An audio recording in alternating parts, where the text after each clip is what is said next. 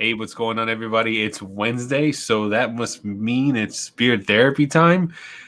We're flying solo today, just me and Joe right now. How y'all doing? What's up? Don't forget to hit that thumbs up, of course. For sure. And boys, it's going to be one of these nights, all right? Oh, I'm yeah. just letting you know right now. Right now, we're going live. Yeah. I'm already half a pint in, got one more on deck, so it's gonna be one of them nights, one of those kind of nights. I learned today, Johnny Grooms, finally, after Allegheny County's cases have just been going out of this world, today, we learned that starting next Monday, we're taking we don't want to get crazy, 2 weeks off of school. So online, that doesn't affect me as much, but it affects my colleagues, and I'm very happy for them because I'm only in the building for 1 period today. They're in it for 4. So I'm very happy for my colleagues. I figure, after the Thanksgiving, because people aren't going to stay home, feedback, and then the Christmas feedback, we're going to be rolling well into next year with this stuff. Oh yeah, like right now they just told us tonight, literally like an hour before, coming on here, we got an email saying that our district is not going to reopen until the end of January. Yeah, they're not going to let anybody back in the buildings until the end of January. So it's full on online learning till then. Yep. There's no shared schedule or anything like that. No. All right, let's see who is in the freaking house. I'm going right from the top. James Pershing was first. Ryan Zuvich, Big Deliberately Ron, McMahon, Josh Ricks, got a ton of stuff to tell you tonight, Johnny. Yeah. Rob Acker, Ken Bluegrass, who has a very humorous wife. Who else do we have here? Gary Lewis, think he owns some kind of fledgling beard company. Josh Ricks, Irish Whisker, whose name starts with a K, but I was drunk the night I learned it. Kerry, Ken, Kel, something like that. I totally forgot myself. So the Rocket. Hey, Rocket, what's up, brother? Hellafat in the house. Hellifat's going to be on these very airwaves soon, guys. We'll talk about that in a little bit. Eric Kennedy, Cal Ripken himself, Beard Code, young man out in the middle of nowhere. Code? Billy Rogers in the house. Michael Lynn, that's a new name. Healthy Bearded, of course. All right. Oh, Healthy Bearded. I got to interject because he said something that made me laugh, and that was funny. I was laughing about it today on the way home from Walmart. Yeah. He was talking about a scent on his live. Did you see that? Were you on his live? Mm-mm. He was talking about a scent, right? And he smells the oil. Let me grab an oil. He smells the oil. He goes like this. He says,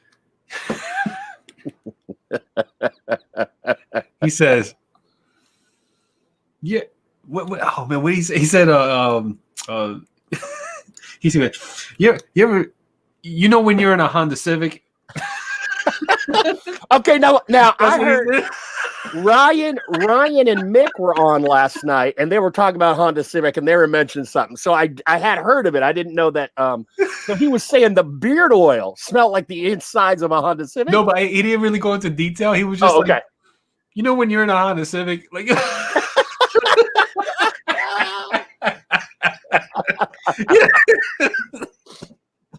I was laughing about that earlier today. I was like, man, I got to mention that on Beard Therapy because that had me rolling. That was so funny.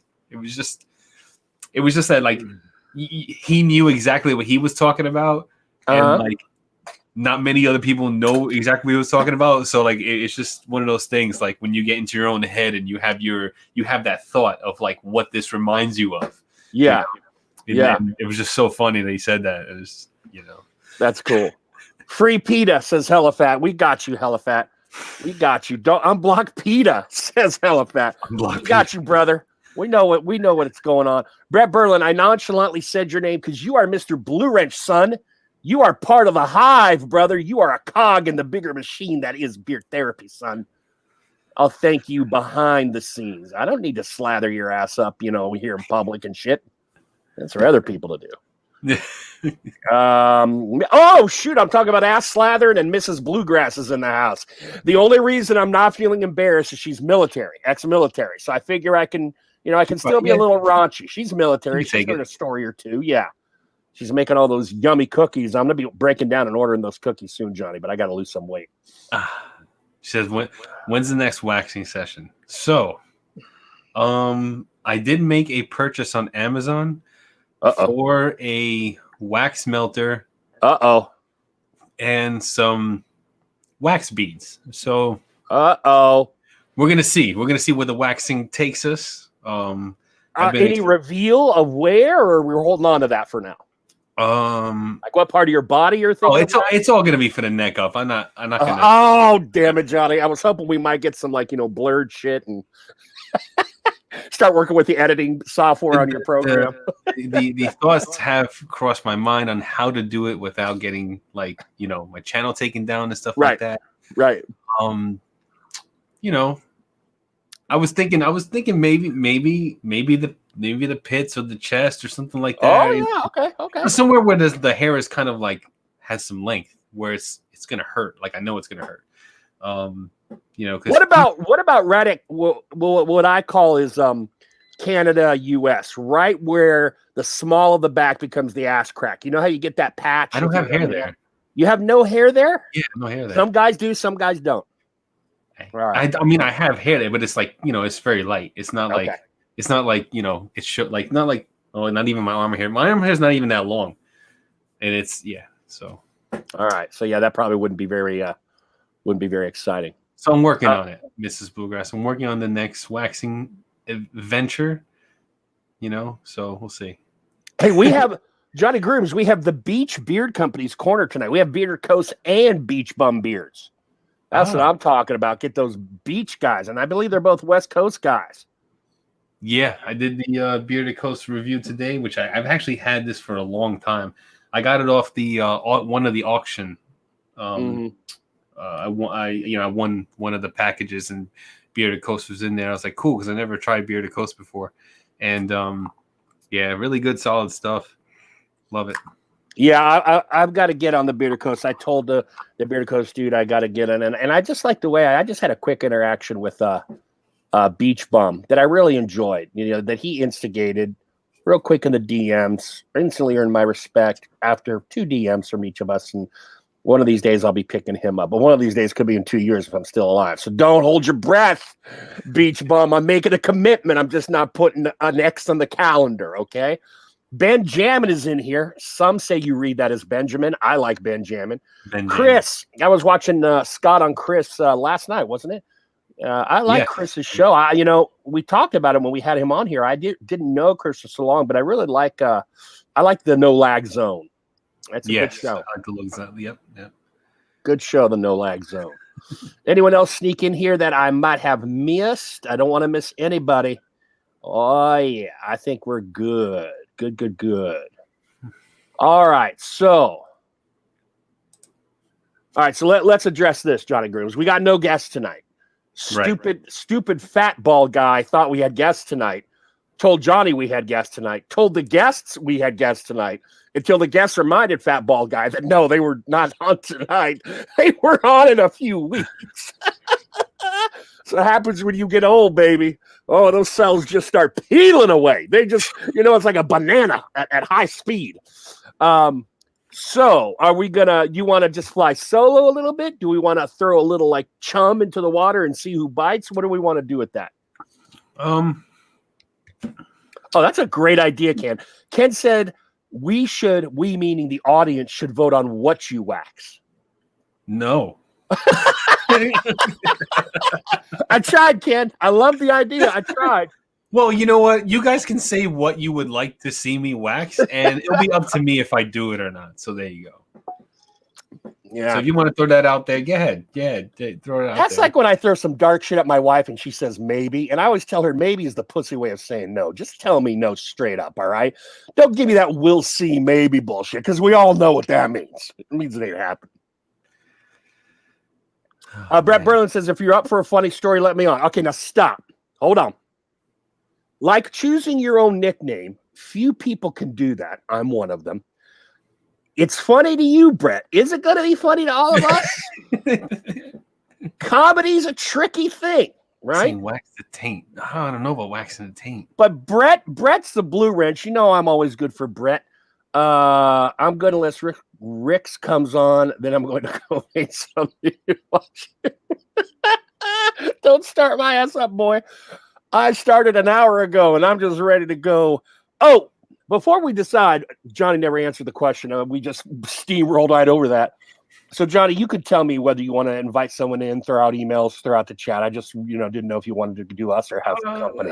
You let it. I'll think about it. If I'll throw. Johnny's on the wheels of steel. He controls everything. So, I definitely want to hype a show that has just started, kinda. And you know what, Johnny? These motherfuckers was like Phil seeing his own shadow out here. All right. You just didn't see them pop up. For years, we have not seen them pop up. And now they've popped up. Mm-hmm. Our own gorgeous set of gingers, Mick, Man, and Ryan, are getting ready to launch their live on YouTube. They're getting a lot of reps in on Instagram, doing all sorts of stuff, right? So, hey, if you are a therapy fan, then you're going to be a Mick and Ryan fan because they've been with us since the get-go, and they share similar sensibilities and humor. So make sure you support them. Keep your eyes on what they're doing. I definitely am going to support those two guys. I will say this, though, and Mick ran a dry run without Ryan because Ryan was out of town, and he went for a while there. Mm-hmm. I will say this. This is one of those jokes that I think is the truth. Do you remember when Mick posted that he was shaving his head for the first time and he was kind of bummed about it? Yeah, I vaguely remember, but yes. All right. It was in his Instagram. Okay. Now this dude is so into the shaving game that I think he's shaving his head 3 times a day to justify to his wife buying all the shaving shit he's buying. And he's going live with 2 or 3 of those things. And that is not a criticism. That is an observation. Keep up with the reps, Mick. Keep up with the reps, Ryan. I am digging seeing you guys live. Yeah, they have a good show. They have good chemistry there. The shaving stuff is expensive, man. I just bought another shave soap and aftershave tonic that I'm going to be reviewing. And they're $20 a piece. And there's no discount codes. Well, I have a discount code. I don't know if anybody else has a discount code for Dr. John's shaving soap. I think I'm the only one that has a discount code because when I messaged them about generating a discount code for me, for my viewers and stuff like that, they were like, "Wow, we never done that before." And I was like, "Okay, cool. So let me know if that's something you want to do."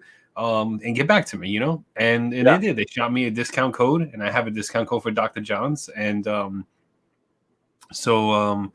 I purchased a new shave soap and an aftershave tonic that I can't wait to get, and I'll be reviewing that because I really like their soaps. I mean, when you talk about building a great lather and stuff like that, their soaps lather up real quick, and their scents are really, really nice. So.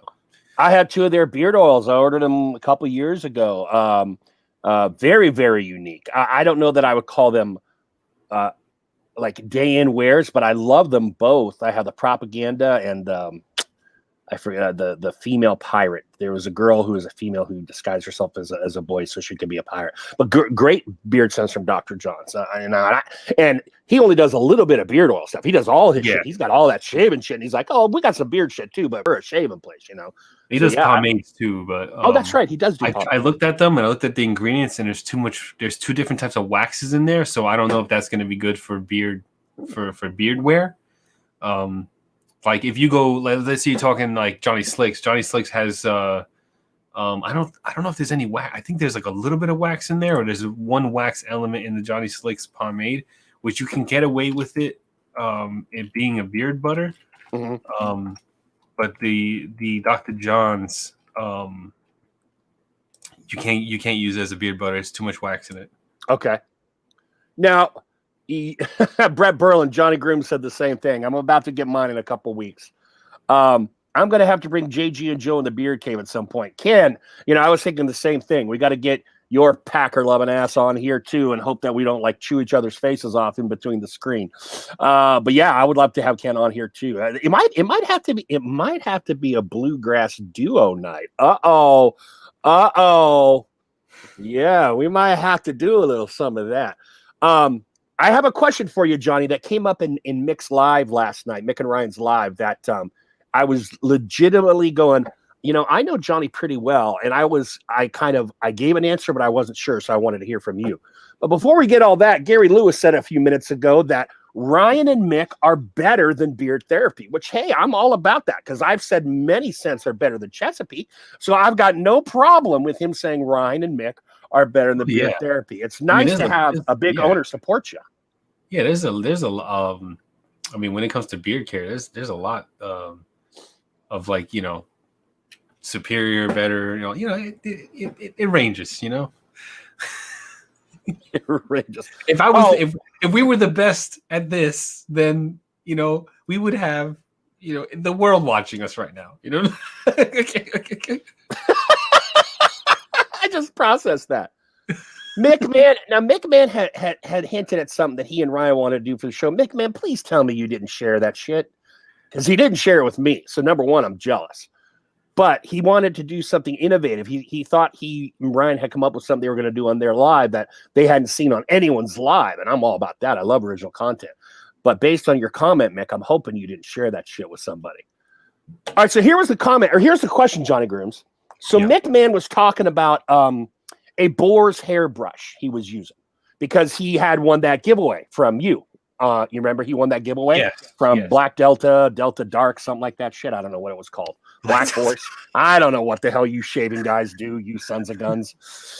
But he brought up that because it's boar hair bristle, he wondered if Johnny would use it. And I said, I think he has boar hair brushes because of the vegan. I believe they're badger hair. Okay. Well, they're any animal, right? Badger hair, boar hair, whatever hair. Yeah. Would Johnny Grooms use that was basically the question. I went to, and Mick was with me here, and he posited the same idea. You wouldn't go out of your way to seek perhaps that material out, but if it came to you to give away or something like that, you would use it.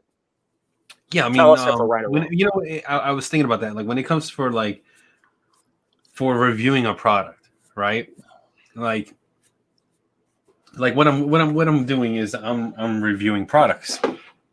So when it comes to that, like I will do it for the review, but not for mainstream personal use. Like if I'm gonna shave my head every day, not every day, but every time I'm gonna do a head shave, I'm using synthetic brush. If I'm gonna review a beard, a shave brush, like this is badger hair right here. Mm-hmm. That's not horse, but because they do make horse hair ones, and they kind of stink. They smell like horse hair. They don't smell clean. You got to use them a few times for that scent to go away. That's how you can tell the difference between a badger, horse hair. This is badger. Like I'll use it for the review and all that stuff, and I'll give my honest opinions and all that stuff, and all of that. But it's strictly for the review. It wouldn't be for my everyday use. So, and I think I'm gonna start with the emu oil products also,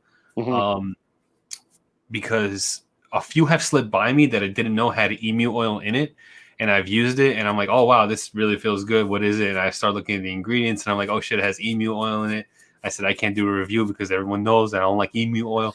But like, the whole big fucking thing. Even though all I asked was like simple question, and everybody took it and ran with it like it was a fucking like I was campaigning against the use and shit. It wasn't even on that level. I wasn't even there with it. Y'all took it there. Y'all took it there way too far. All I did was question it, and then everyone started to go off. But anyway, I digress. I am probably going to start like getting these products that have like animals, like because there's a lot of shave soaps that have tallow in it, and I can't not get a shave soap and not review it just because it has tallow in it. I'm not, like everybody doesn't think like me. So I'm I am a consumer reviewer, so I will get it as it comes to me and use it and give my thoughts and everything like that, and for the review only. And after the review, probably won't use it again. But yeah, But just in case you got it, because Badger's supposed to be pretty good, right? I don't know the shaving stuff. Isn't Badger supposed to be pretty good? it's okay. It's good. I mean, let me hold on here. I'll show you. This is my very first shave brush. It is a Badger, and this is I like the look of that. I like the look of that. This is a good quality Badger brush. You Uh-huh. see how it's very it's very soft. It really doesn't fall apart. It doesn't fray. Yeah. Unfortunately, the ones from Naked Armor, it's very Naked Armor, stiff. Yeah. And That's the one what, that yeah, the Nick was one saying that- that very stiff. yeah. the one that I've been using, it started to really come apart. I used it like two or three times afterwards, after the review and stuff like that, and just to lather it up and lather up the soaps that I was using and all that stuff, and it started to just come apart, started to fray. So I ended up having to toss it out, throw it out, because every time I would go in to build up a lather, I would leave behind strands of fucking Badger hair. So I was like, all right, this one is done, and I'll try this black one to see if that works better. But I've had this for over, let's see, I want to say 9 years. Oh, I had this wow. one for 9 years. I've been using this one for that long, and after a while, they don't get stiff anymore. Of course, look at it; it's like that. Yeah. But this still has not fallen apart on me. Hasn't frayed. The strands of hair haven't come off. And it still works really, really well. I just I have it down here just to remind myself oh, this is what I used to use, and I have much better ones upstairs, of course. But yeah. Look at Bluegrass's. He just commented. Look at his comment above that. Wait, where? What? Starting with Johnny, did they send? They send it to you for the purpose of the review. Are you turning the camera down for what? I think he means when you turn the camera down and show the product. Yeah, I did that and they did send it to me for the review. Okay, they did. Yeah. Oh shit, I don't know, dude. I'm just a fucking messenger. Don't shoot my ass. Oh god damn. And they sent me, and they also sent me the cup for the review too. So I did all that. In one video. That's why that video is almost 20 minutes long. Couple things that went on earlier. Chris, of course, said so. Johnny is vegan, but not hardcore vegan. Right. Right. That's the thing. I have a vegan diet. I don't live the 100% vegan lifestyle like some of these fanatical vegans are. Yeah. Well, they're they won't touch certain things, or they don't want certain things touching their stuff and all that stuff. And I'm not on that level because I just don't care that much. I just really just don't care that much. So, question on your soft 9-year-old Badger brush. Yeah. You would be okay if Mrs. Grooms or yourself took that thing and gave the sack a little bit of a rub. You're not impartial to Badger hair touching your skin, your sensitive skin. You're okay with it on your head, but I'd imagine that'd feel pretty soft. That might feel pretty good. It's not as soft as synthetic. Oh, really? Synthetic is really soft. So real shit is not as good as the fake shit. That sucks. Well, no, that's not true. There's some shitty synthetic brushes and there's some shitty natural brushes, and there's this one's a pretty good natural brush. Natural Badger hair. It's a good brush. It's nice and soft. It doesn't sting or it doesn't poke the skin where it feels like it's a pinch or anything like that. Some you get them and they feel like they're kind of stabby. Yeah. Because they're really stiff. Like this one is. Yeah, this one kind of you can feel it feels like a slight pin in your skin. Okay. But synthetics feel look at your wife's if she has any makeup brushes or anything like that. Yeah. Those really soft makeup brushes, just with a little firmness. You know how soft they feel on the skin if you ever just touch them and stuff like that. That's what it feels like. That's what it feels like. So, yeah. I'm going to roll the dice and say that, and hope to God that Mrs. Bluegrass isn't still in here, and say, if I'm being honest, and not horse, because horse is a fucking calm animal, but if you give me a shaving brush made out of badger or ermine or frickin' mink or whatever the hell, one of the first places is going is my balls. Just 'cause I want to see how soft that is. Because that's going to let me know how soft it is if I rub it on the balls. I'm just being honest. A mink shave brush? Holy shit! I don't know. That exists. I'm pretty sure they have a chinchilla one. They have to have a chinchilla one. I'm just thinking of critters people trap for their fur. I mean, whatever, you know. Exotic. But it's touching my balls, dude, because no woman wants to go there. If I have an apparatus that's kind of furry and soft, it's like a teddy bear rubbing your balls, and who wouldn't want that? Well, all right. I would want that. I don't want to say who wouldn't want that because the whole chat's gonna raise their hand. I would want that. Let me say it that way. So just to give you an idea, there are some shave brushes. Some shave brushes go for like $230. I've heard Yeah. some great. Hasn't Mick said that some of them go over 1,000, or is that a razor? So razors, yeah, Okay, yeah. not a brush. There's a $365 shave brush. I saw that, Rob Acker. And the thing is, like, I don't even know what is the material on that. Hold on. I gotta see what the material is on that one. I don't know if that's I think no. Does anyone have my back on this? By the way, in the chat. If you want to rub, the shave brush on your balls, like that's all you, man. I mean, there is no but it's the fact that it's an animal, Johnny. I don't know what it is. It's just the fact that nature has provided this animal this fur to keep it warm, and it's super soft. And now it has been slain, and I've got it. And you want to put it on your nutsack, just to see how soft it is, right? Okay, I mean. Michael Payton, no, Joe. You're not going to get a more sensitive area, really. If it feels nice in the ball sack, it's going to feel nice on your skin because Rob, no, my balls aren't the gauge. See, no, Rob, your balls are the gauge. You just haven't tried it yet. I like already saw shit on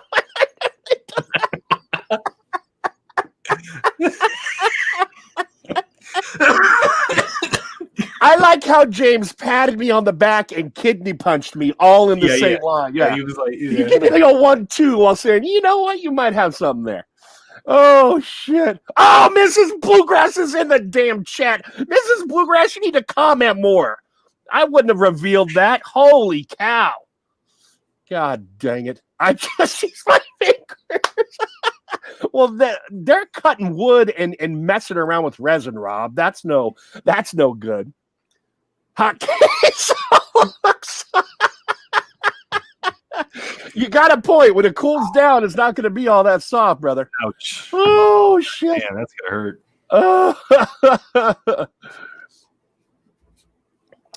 I love all the, by the way, Johnny, now that we got, last time I checked, we had 30 people. Let's just say 24. I love having a chat where there's a bunch of side conversations. You can just jump into one and jump out, Yeah. That's fun. That's good. No cookies for me. You're probably right, Billy. Because who knows what I'm doing with those cookies? I mean, he's putting badger hair. What the hell is he going to do with the cookie? Mrs. Ayers, come on down. By the way, I just saw it. The TV shows, the daytime TV shows are back, and they're producing like COVID versions. Drew Carey is a host of Price is Right.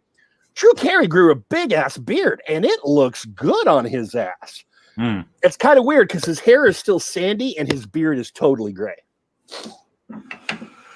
Oh shit! What do we got going on? Do you put your brushes up, Joe? Reach up. You know what, dude? When it comes to shaving my head and this little bit of under, I am a Neanderthal. I go with edge and a freaking Mach 3. I don't get all fancy like Mick and JG. I just do it. So no brushes for me. I'm decided to let this grow. Oh, you're gonna let that grow in? Yeah, I'm gonna let it grow and see what it looks like. Yeah. I usually do shave that under here right up to the neckline, like right up to the chin line. I mean, really. But I let it go, and yeah, what's crazy is that I may actually have to shave this off, Sorry, Johnny. Ken said he's going to hand Mrs. Bluegrass his shave brush after this. Well, Ken, I hope you're successful, sir. Oh, I may have to my transparency. Woman is present, damn it. I believe in chivalry still, Mrs. Bluegrass. I'm ashamed at my actions. Just let me drink a little bit more of this, and I won't be, though. Yeah. Oh, I may have to shave this off. The beard. I may have to let it go for a little bit. Yeah. For filming purposes, for product trials, and no, such? for like safety purposes, because like there's no So all right, maybe I should just go into that's it's You want to kind go of like into your? it's kind of a good segue. So Okay. but I feel like, you know what? Let me do this clever thing real quick for you first. I have a first Yeah. clever beard.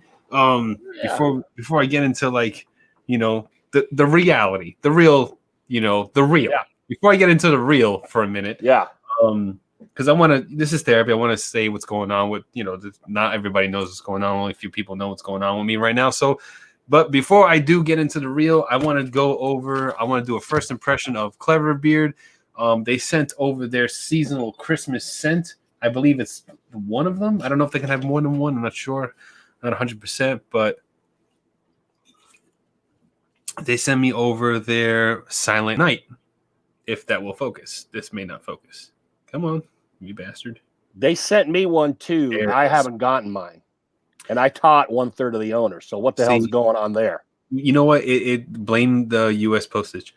This is a limited release Emo. Christmas scent, limited batch for 2020.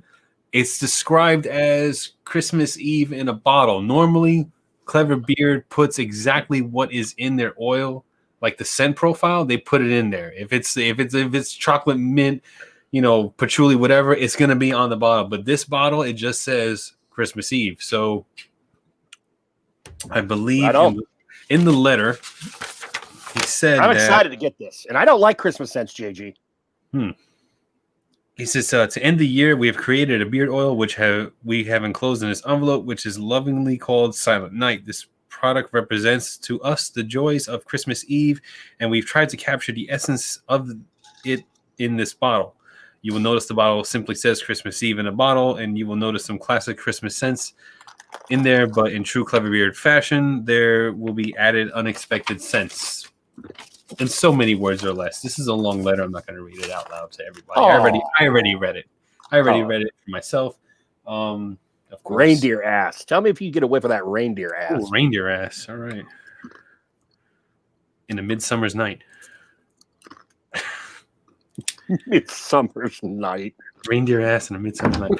If I can get this open, they really shrink wrap the shit out of this right here. I can't even. Santa's badger hairbrush balls. That would be a great scent name. Jolly Old Fat Man needs to come out with that. Santa's badger balls. Santa's badger balls. All right, here we go. Put my face on Santa. Oh! What? You heard that? Yeah. That was the shrink wrap. That wasn't me. I've never seen anyone do that with their teeth, Johnny. Okay. Shake it up, of course. Let's get a first impression here of Silent Night from Clever Beard.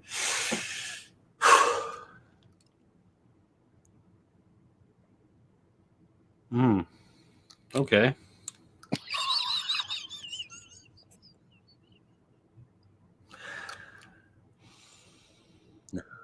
That's nice.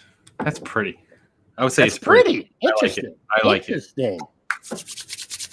You know when you're on Santa's slate? No, I'm kidding. Interesting. Oh, that is a very interesting scent. That is nice.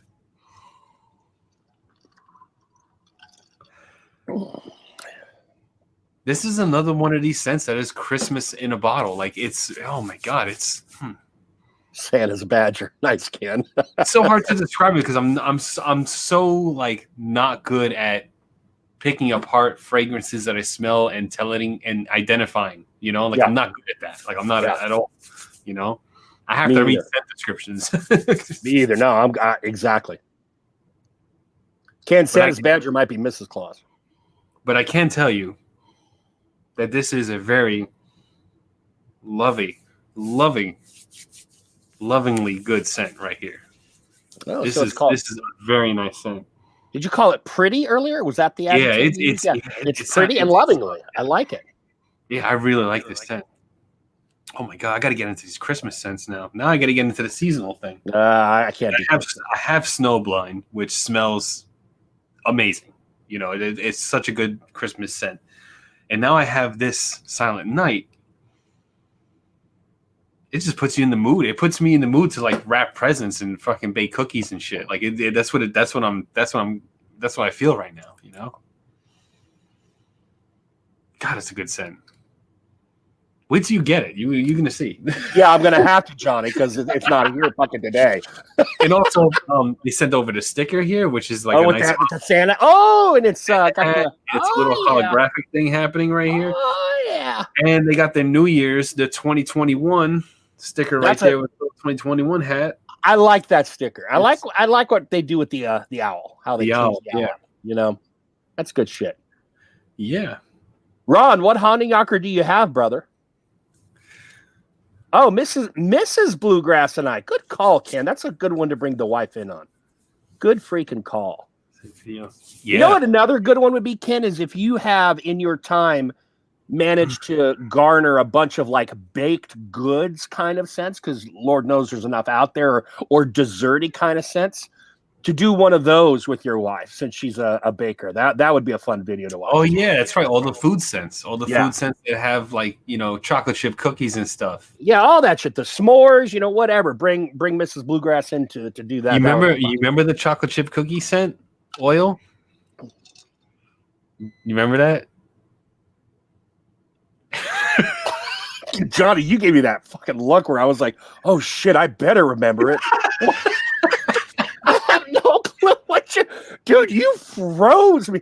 And everyone rewind to freaking... I don't know what our time is. Rewind to... Oh, damn. Rewind. I never got to smell what it smells like. I never got to smell what it smells like. Chocolate chip cookie.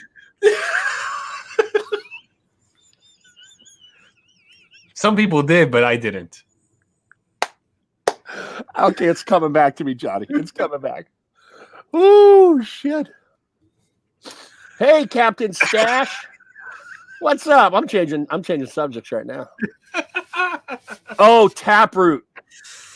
Taproot. I run almost A to Z on Honeyyocker, and I'm gonna put Taproot at number 2, brother. I'm gonna put Taproot number 2. Pushing hard on Elder for number 1. Hard on Elder. That's a great scent, Taproot.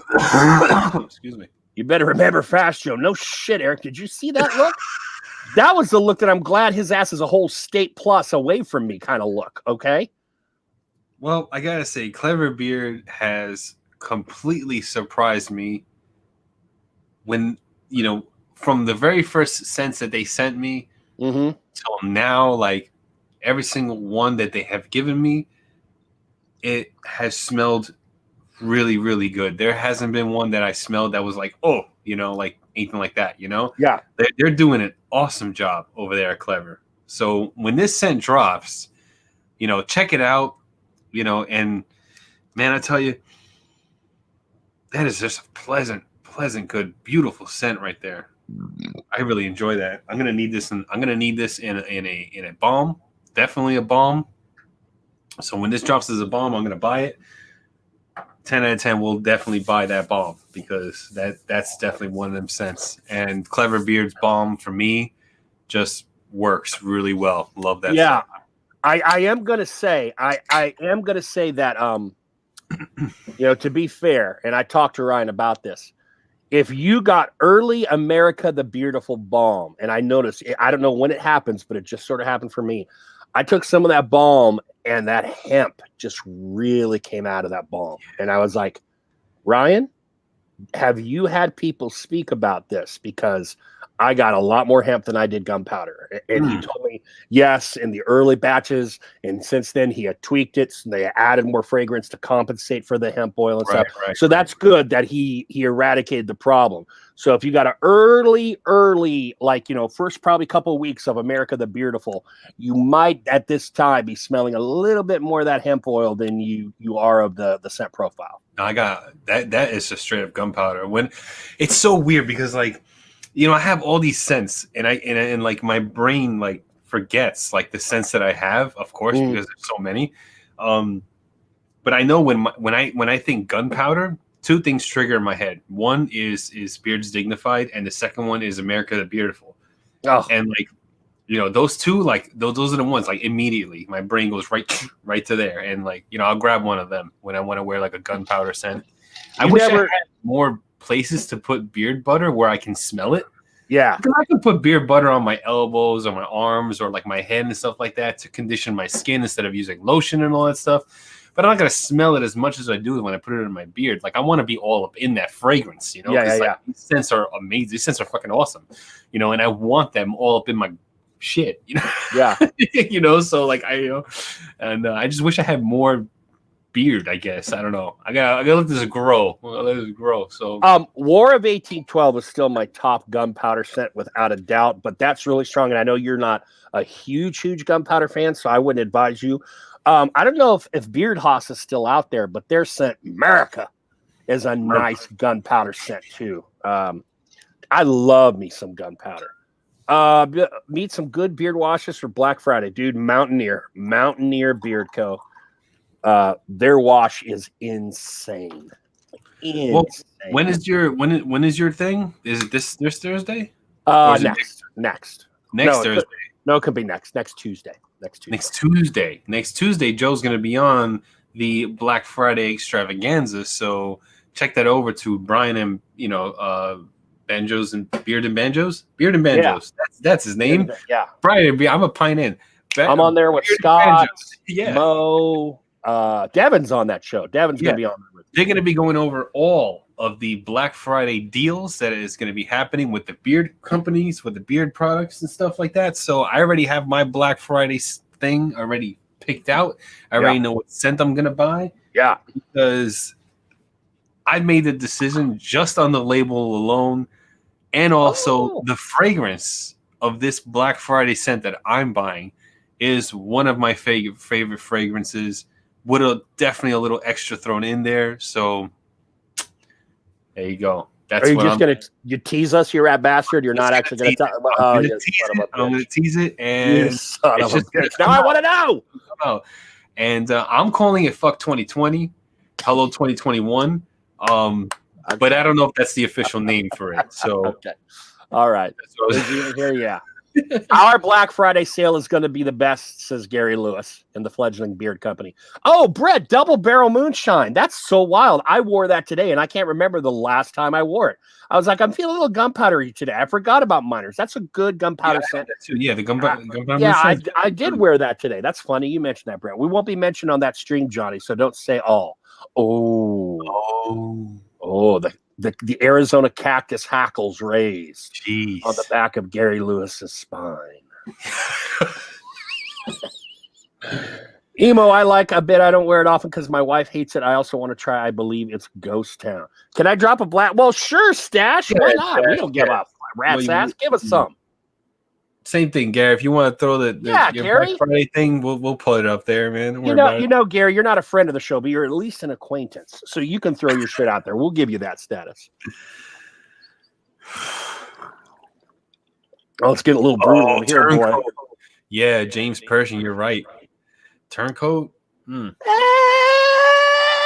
had it. I really liked it. My friend took it from me. He was like, "I like this scent. I'm taking this scent." I was like, "Really?" So yeah, that's okay. Fine. I'll tell you what about Turncoat for me. I don't dislike the scent, but I love it much more coming out of a humidifier thingy-mabob than I do in my beard. Gary Lewis, will Blue Irish Vitality be available for Black Friday or Bully? I don't know what day Bully is, but I think Blue Irish Vitality is, man, I got that combo. That's the 1-2. 40% off on all beard combos and $8 oils. There you go. Shit. You better get it up into the captain's stash. All right, Gary, your turn. Oh, I'll leave it up there for a little bit. The stream is going to be on an advertisement show for that. I'm going to do a Black Friday sale for hoodies. Why not? Oh, shit. Ken's got that bluegrass bearded merch. Oh, shit. All right. Rumor has it First 10 has a dozen, like a chocolate chip taped into the inside of the hoodie. So not only do you get some warm wear, you get some of Mrs. Bluegrass's cookies. Oh, that is a good idea. You get half a dozen cookies with your hoodie. Come on, man. That stream is going to be an advertisement show for their friends. Very biased. Fair enough, Gary. You can have your say-so, and I will not deny you that. Of course. I'm going to buy a lot of...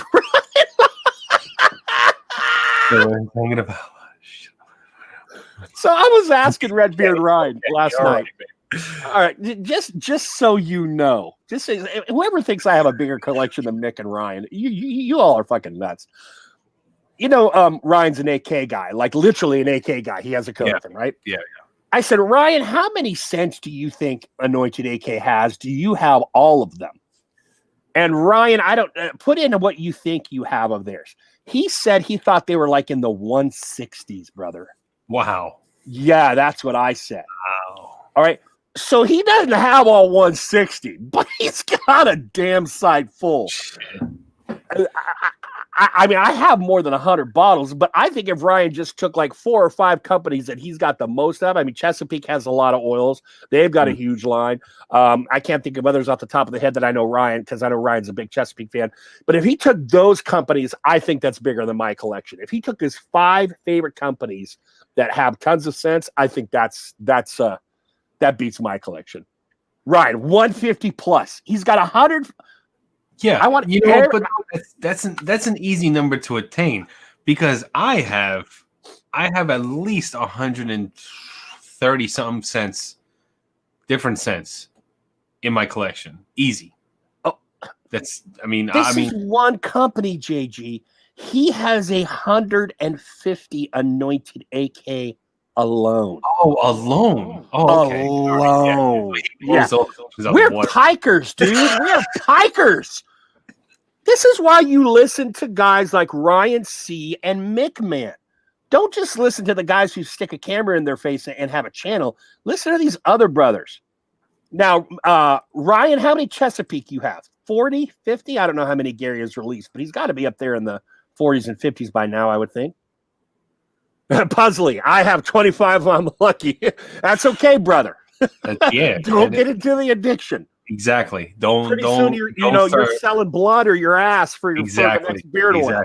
I fell into that when I first got into it. I fell into it. I was like, oh, I gotta get everything. And then companies were putting out new scents every 2 weeks, and I was like, I can't keep up. My bank account's being drained. My my spending limit for fun stupid shit is being depleted quickly. So I had to take a step back and look at it and reassess and be more strategic with my purchases.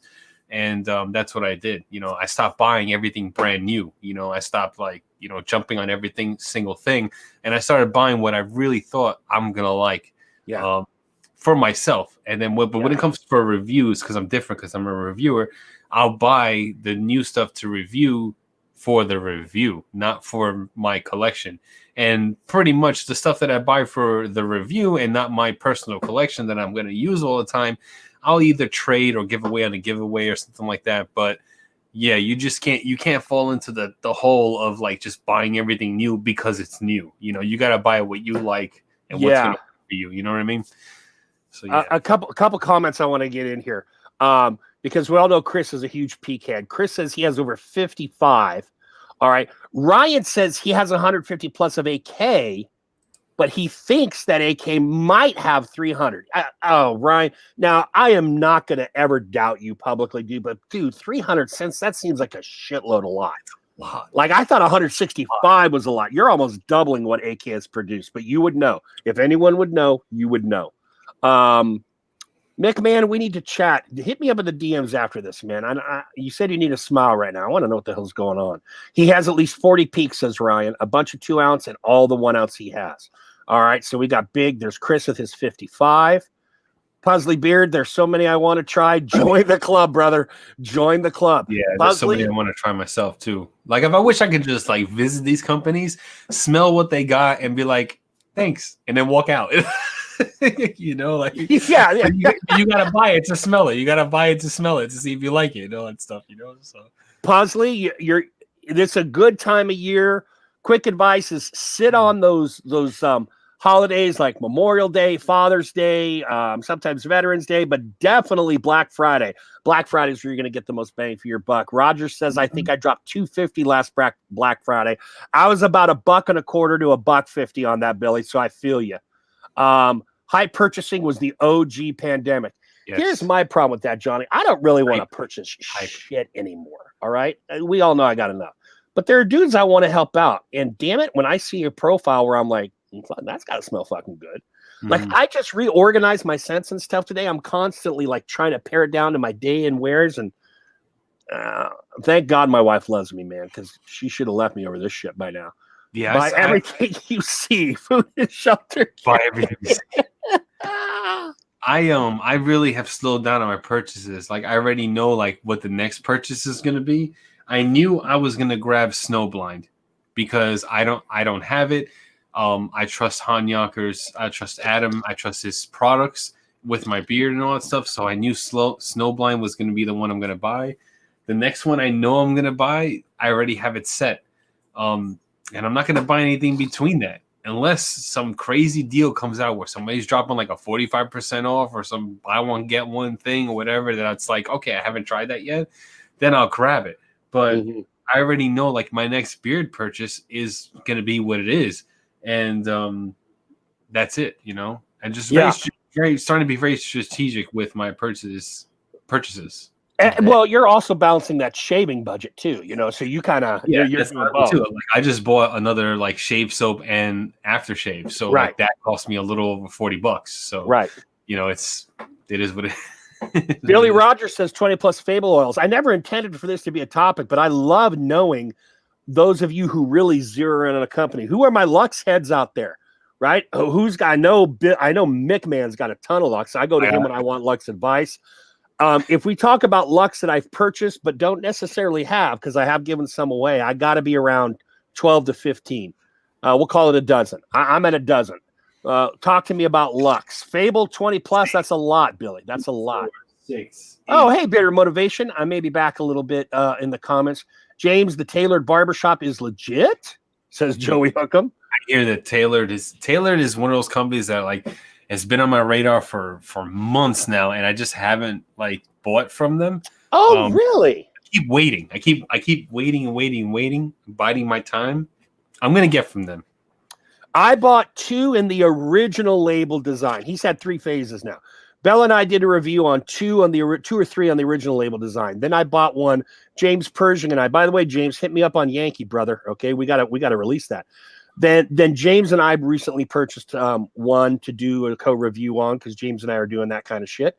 We're doing the daddy-daughter IG reviews, and then I bought a second. I like Tailored. He creates good sense. I'm not an Oud fan, and I know he's doing a lot of Oud stuff. Oud stuff, yeah. I talked about this on the Grumpy Old Man because I joined that cast today. What's interesting when you get these big things like Oud and tobacco is, if you remember when Bearded Fox released Return of the Mac, he called that Oud 3 ways.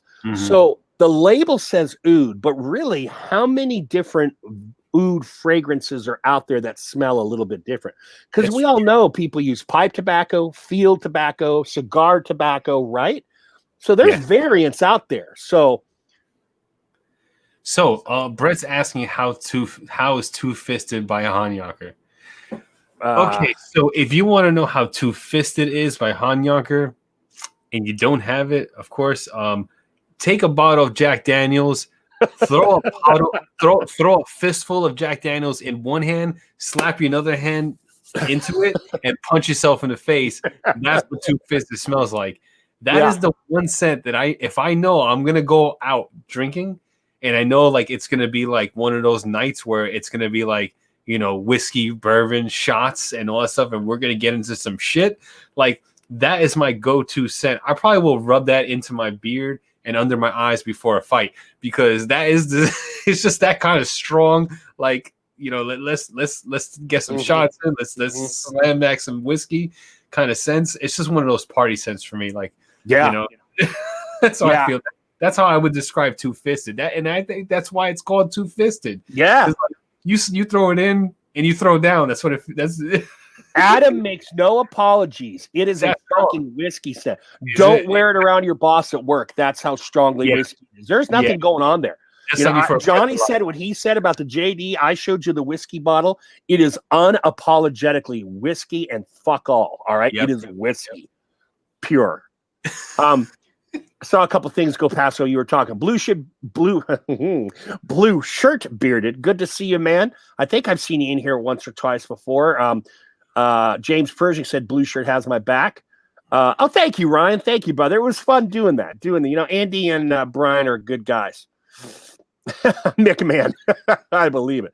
Barbershop, blue shirt, beard. I'm going to try and get one of you guys to buy one of these things to tell me if I'm crazy or not.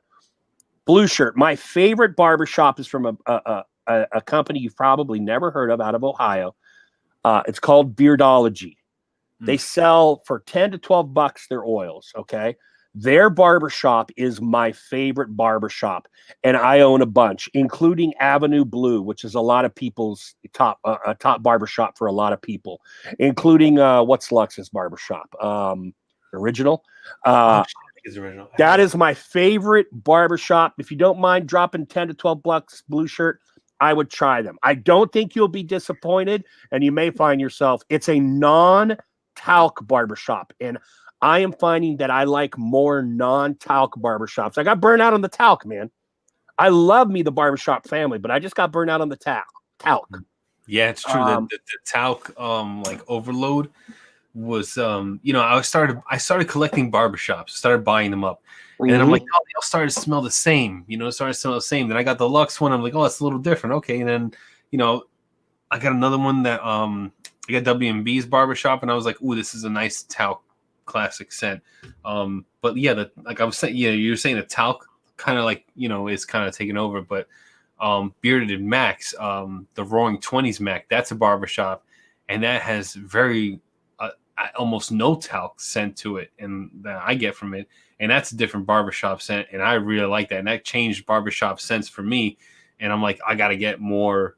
When I hear people say like, oh, this barbershop is different, it doesn't smell like the talc, I'm like, ooh, my attention goes right to there. Right. And I'll put it on my list to see like, okay, if I can get it, I'll get it. If I can't get it, I can't get it. But you know what I mean? So yeah. Johnny Debonair has a really nice, his shaving a haircut.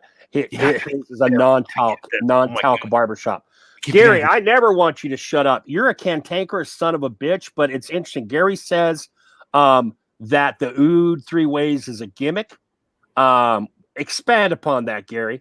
And then James Pershing, I will say this about that return of the Mac. I have heard quite a few people say that thing goes tits up quickly. All right. I don't know if it's because of the fragrances he used or what, but that thing dies quickly. Do you think it's a great seed? Oh, you're laughing at something. Johnny wants to fight when he wears it. Yeah, Bearded Native. Gary's at Petty is showing. Thank you, Dave. I return the Mac. Nope, there ain't 3 there. Rob's not petty, just facts. Play him, and I got it like that now. Yeah, come on, lighten the fuck up, Gary. Gary, change your little icon, dude. You got a red ass beard and brown ass hair. I don't like the mismatch. Bearded Native. If I had other grape seed blends, it's been the same. I don't know shit about Bearded Native. Don't let the BS flow. Talk to you, Gary. Are you wearing frilly underwear tonight, man? You've got a little frilly underwear thing going like right now. Let's drop that shit. Rob, 1812 or Sherlock, Brett Berlin says. Yep, I echo Rob on that 1812 all the way. Awesome, blue shirt. Please either DM me or hop on here again if you do. I would love to hear your feedback. Even if you hate it, I want to hear your feedback. 2 minutes to D93. What the hell is that, Ron? It's 9:30 already. And yeah, grapeseed oil, it just doesn't work for me. Bearded Native, you're not alone, man. We got a couple guys in here that do not like it as well. 1812 is stupid, unique, but I'd go Sherlock all day. Interesting, James Pershing. I disagree. I go 1812. Or Rob, Sherlock has a butter to match. 1812 doesn't. I gotta get what he's saying. He's saying that like, oud fragrance is oud fragrance. Like there's no like, yeah. I kind of get what he's saying. I get what he's saying. Yeah. He's saying it oud 3 ways. I guess you can really only do oud like 2 ways, like the natural and then the fragrance. The natural being that really musky, funky oud, and the fragrance being that sweet oud. I think you could do it like that's 2 ways. I don't know if you could do it a 3rd way. So I don't know. Maybe I don't know. But that's what I think that's what he's saying. I think. Gary, here's my only pushback, because I am not going to sit there and try and tell you about fragrance oil because you delve in this shit daily in a successful beer company. All I know is that like a scent like tobacco or a scent like vanilla can have variants, whether it's a little bit more spicy or a little bit more sweet. And so I'm wondering, can oud not be the same kind of thing? That's my only thing. Maybe you're right. Maybe it was a gimmick. Okay. I know at that time, and I'm not an oud fan, it was my favorite oud scent. I am so sick of oud. Thank you, Rob. I do appreciate you saying it. I've never been a fan. I bet you I might like the really good shit that's like, 900 ounces or dollars an ounce or whatever the hell it is, $2,000 an ounce, more expensive than gold shit. 3 suppliers, or does everyone's shit smell exactly the same? Exactly, James. Exactly. That's always the thing I wonder too, because when you get something like, for example, let's say an orange. I think to all of us dudes, general dudes, an orange is a fucking orange. But I don't know if you've ever watched the documentary Somm about sommeliers, the guys who taste wine and recommend wine. Those motherfuckers are dope.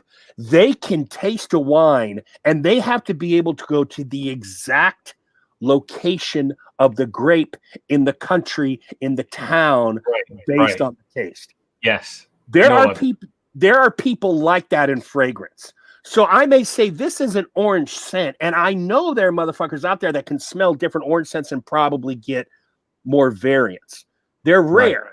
They're rare. The average man probably can't do that except with maybe something like tobacco. And I'm just wondering if oud has that same property.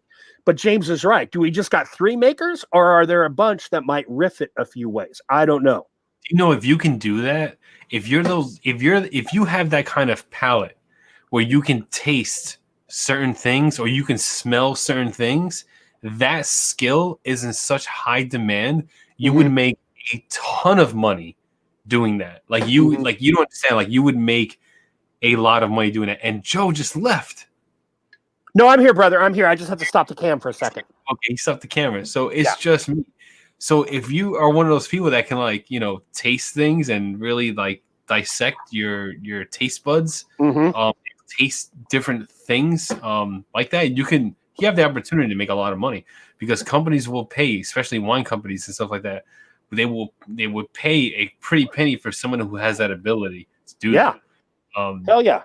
It's same thing with I think with fragrances too. I'm not sure, but I'm really more with the taste testing things, like fast food places and stuff like that. They really want people who can identify ingredients. Like some people can eat something and they're like, oh yeah, this has thyme, basil, and salt. Right. They can pretty much construct the recipe just by eating it. Yeah, and like that's a skill that I definitely do not have. and Johnny, after 2 years almost of smelling beard oil, I was really trying to train my nose because that's where I wanted to be, and I'm shit. I can't do it. I can't do it. I tried myself. I'm like, all right, this is. I'm not gonna read the scent profile. I'm gonna smell it and I'm gonna think about it. I'm really gonna think about it. And I'm like, fuck, I'm so wrong. I'm like, I can't do this. I can't do this. It's such a blow to the ego, to me at least. I'm like, fuck. Exactly. I got to be better at this. I mean, I couldn't even smell my own beard oils last summer, when I did my, blindfold test with my kids. I was getting shit wrong left, right, and center. And I owned the things. What fucking teeth smells like? What the fuck is wrong? You only smelled it like 7 times in a row. Like, the hell? Hey, seriously though, I'm a documentary head. If you are a wine drinker, I know that it's still on Netflix. Check Amazon Prime. The documentary is called Somm, Somm. And even if you're not if you're a wine head, it's must view. Even if you're not a wine head or a grape head or a vine head or whatever kind of head the fucking wine drinkers are, it is fascinating, dude. The amount of knowledge these dudes have to absorb to go through this. This shit is legit. They have to go through a live test where they are tasting the shit and rattling off a string of ridiculous facts live, hot, on the spot. Yeah, with judges there. Got to my head. Fascinating documentary. They were like, all right, pick out 3 fragrances out of this beard oil. I'll be like, done. Like, I'll be done. Yeah. My first karate class last night, I did a front kick and ripped a hole in my Lesson 1, Joey Hookham. Bass don't make you front kick. Lesson 2, Joey Hookham. You might want to either lose a few pounds or get your ass some baggy ass pants if you're going to be doing that shit. Lesson 3, Joey Hookham. Buy a Badger shaving brush and, rub your balls and taint with it. You might feel better at the end of the night after you've been embarrassed. I can educate the masses because it turns into Gary is just a jealous asshole trying to tear folks down. So remain uneducated. I will do what I do, homeboy. That's why I read that, Gary. Exactly. Yeah. That's what I heard. I heard him say it. Homeboy was a little like that. That was not the thing I was expecting, but okay. Hey, you're writing it. No problem. That's funny. Windbreakers are for roundhouse, Joey. You know what? James is right. If you're going to do a roundhouse, you better be wearing some windbreakers. Daisy Dukes, by the way, real quick, I called this shit when McMahon and Ryan came on. I'm going to call next week's show. Next week, we have the one and only Hella Fat, accompanied by the other one and only James E. Pershing as guests. You do not want to miss that fucking show before you Thanksgiving. There is no damn way you want to miss that show. Oh, shit. Joe, you should watch Neat. I have, Billy. I watched a few bourbon /whiskey documentaries. I'm loving all that shit. Oh, man. Hello, Code. Good. Oh, Swazana. I haven't seen you for a couple weeks, brother. Good to see you back in here, man. My wife was dying laughing. Now, this is assuming, of course, Hella Fat, can make it because he has an early bedtime sometimes. Brett, we may need to, if we're in contract negotiations, Brett, we may need to unblock PETA. Just saying. And if that's the make or break deal, I'm going to say unblock PETA 1 week only, 1 week amnesty. We can't unblock PETA. That's up to whoever blocked PETA. Who blocked PETA? That would have, I don't know. Brett Berlin is getting blamed for that shit. Did you block him, Johnny? That's right. I blocked PETA. Johnny blocked PETA, you son of a gun. Set PETA free. Look at James Pershing picking up the banner. James, what was your tagline again? I forget what it was. Since this is was it Thanksgiving? Enjoy Thanksgiving on Beard Therapy next week, guys, with James and Hella Fat. How do I do that? The truth comes out. Yeah, damn right it does. I forgot all about that. Johnny's got the power. He don't fuck around. Oh shit! I forgot all about that. How do I do? He can't break homes anymore, so he just blocks motherfuckers. He did block him. Johnny, I need to get some ice. I'll be right back. I did that. I forgot. All right, so that boy, so you can look. So official PETA has been unblocked. Save. There's 2 other people that are blocked from the Beard Therapy channel. Let me see here. Hold on here. 2 other people are blocked from this channel, and they are. Wait, hold on. Where am I? Permissions. Nope. Community. Somebody by Brown Daniel and Mark Lee. I don't know who they are, but I blocked them from the channel. They must have did something to get blocked, but they got blocked for some reason. So official PETA has been unblocked. Let's see here. And Joe, yeah, all right. Joe left me. So there you go. Official PETA is unblocked. Have at it. Do what you will. There's supposed to come back. The higher power was me all along. It was me all along. That's right. It was me all along. Not really solo uncomfortable. Not really uncomfortable being solo. I'm just gonna read the chat because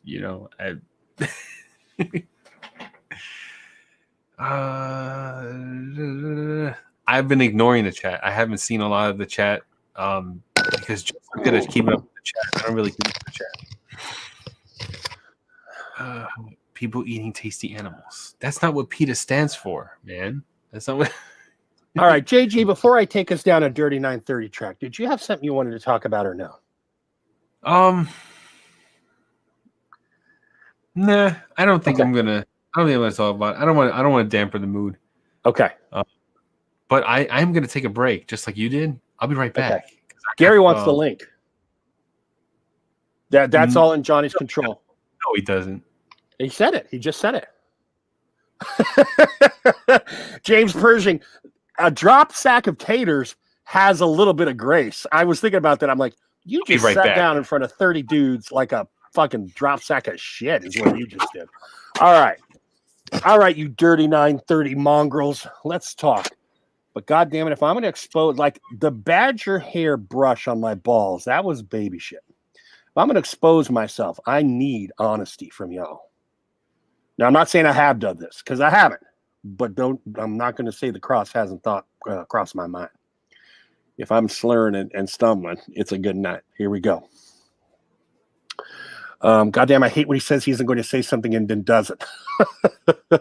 It's a little too real, and we're all having fun, Brett. Hit him up on the DM. All right.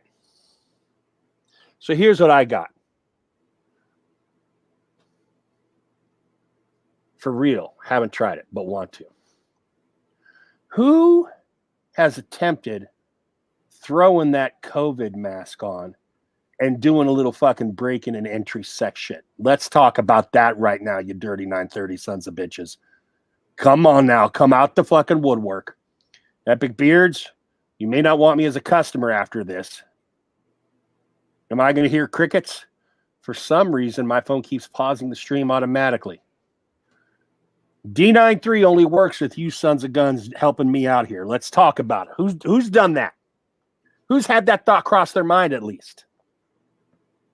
I'm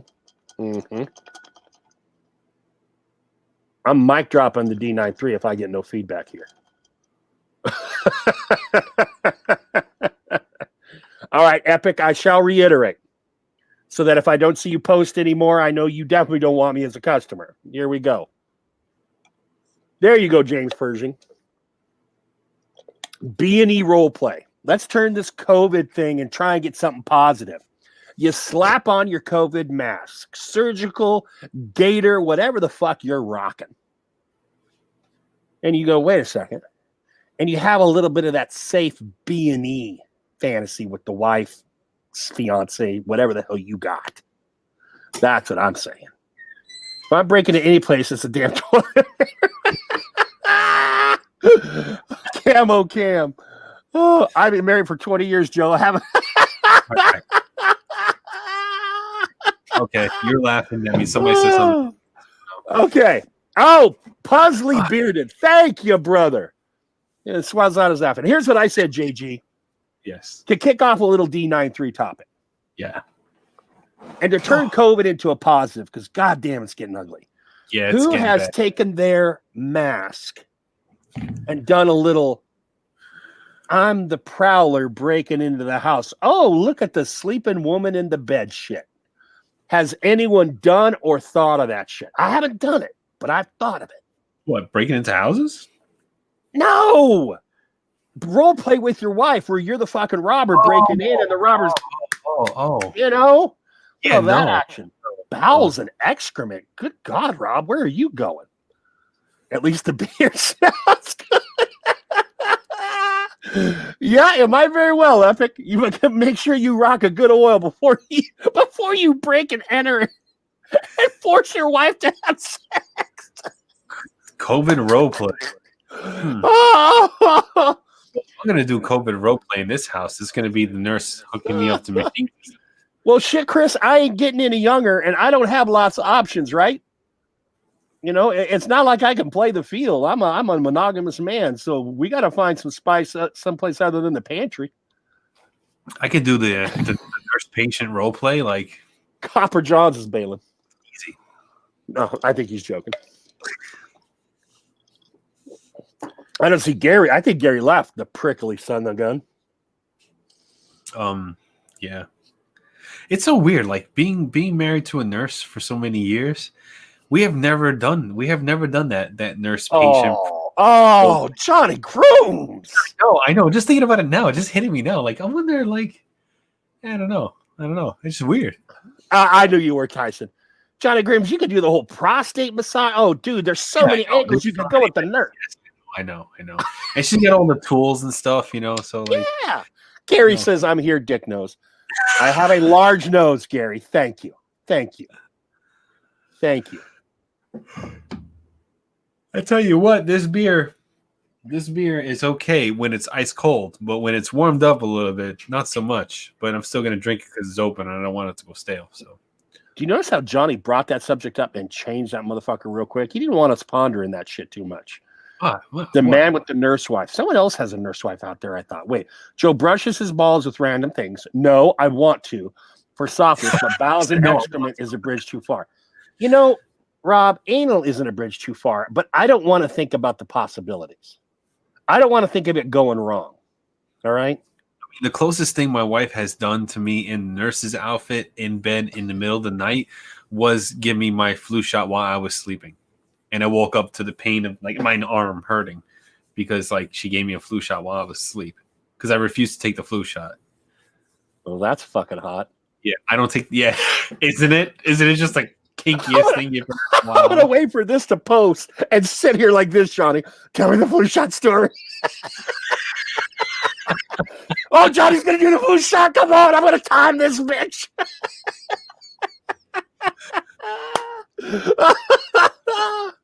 Ooh. No anal on Taco Bell night. Rule number one. I'm gonna address this Taco Bell thing because like it's starting to bother me. All right. Not only Gary, you know, he just like kind of like tipped the can of worms over because like I've seen a lot on social media, like people talking about Taco Bell giving them shits and all this stuff, and like all memes where like pipes get declogged and stuff flies out of pipes and like someone had a night at Taco Bell. No, I've eaten Taco Bell for years and never ever, even when I was eating meat at Taco Bell, ever had like the bathroom experience. Yeah. Like, what the fuck are you guys talking about? Yeah. Like, what Taco Bells are you eating from? There's some dirty ass Taco Bells. If you had that experience, they fucking poisoned your food. because they knew you would talk shit. I've eaten tacos, fucking Crunchwrap Supremes, 7-layer burritos, like. And I've never had that issue ever in my life eating Taco Bell. So I don't know what people are talking about when they're having, bad Taco Bell experiences. Someone shit in your fucking beans or they spit in your beef or I don't know, they rub their nuts on their tortillas. You got fucked over. If you eat Taco Bell and you have stomach issues and you have to immediately run to the bathroom because you get diarrhea, is because someone put some pubes in your fucking guacamole. That's what I'm saying. Like Oh, Tyson, I was literally, brother, I was just about to bring that shit up. For those of you on the West Coast, you don't realize what a jewel you have. There aren't that many fast food Mexican, right? But Del Taco blows Taco Bell away. And you would not believe it, but there was one. We went down about 15 years ago to Georgia to St. Simon's Island, this little itty bitty cool little island off the coast of Georgia.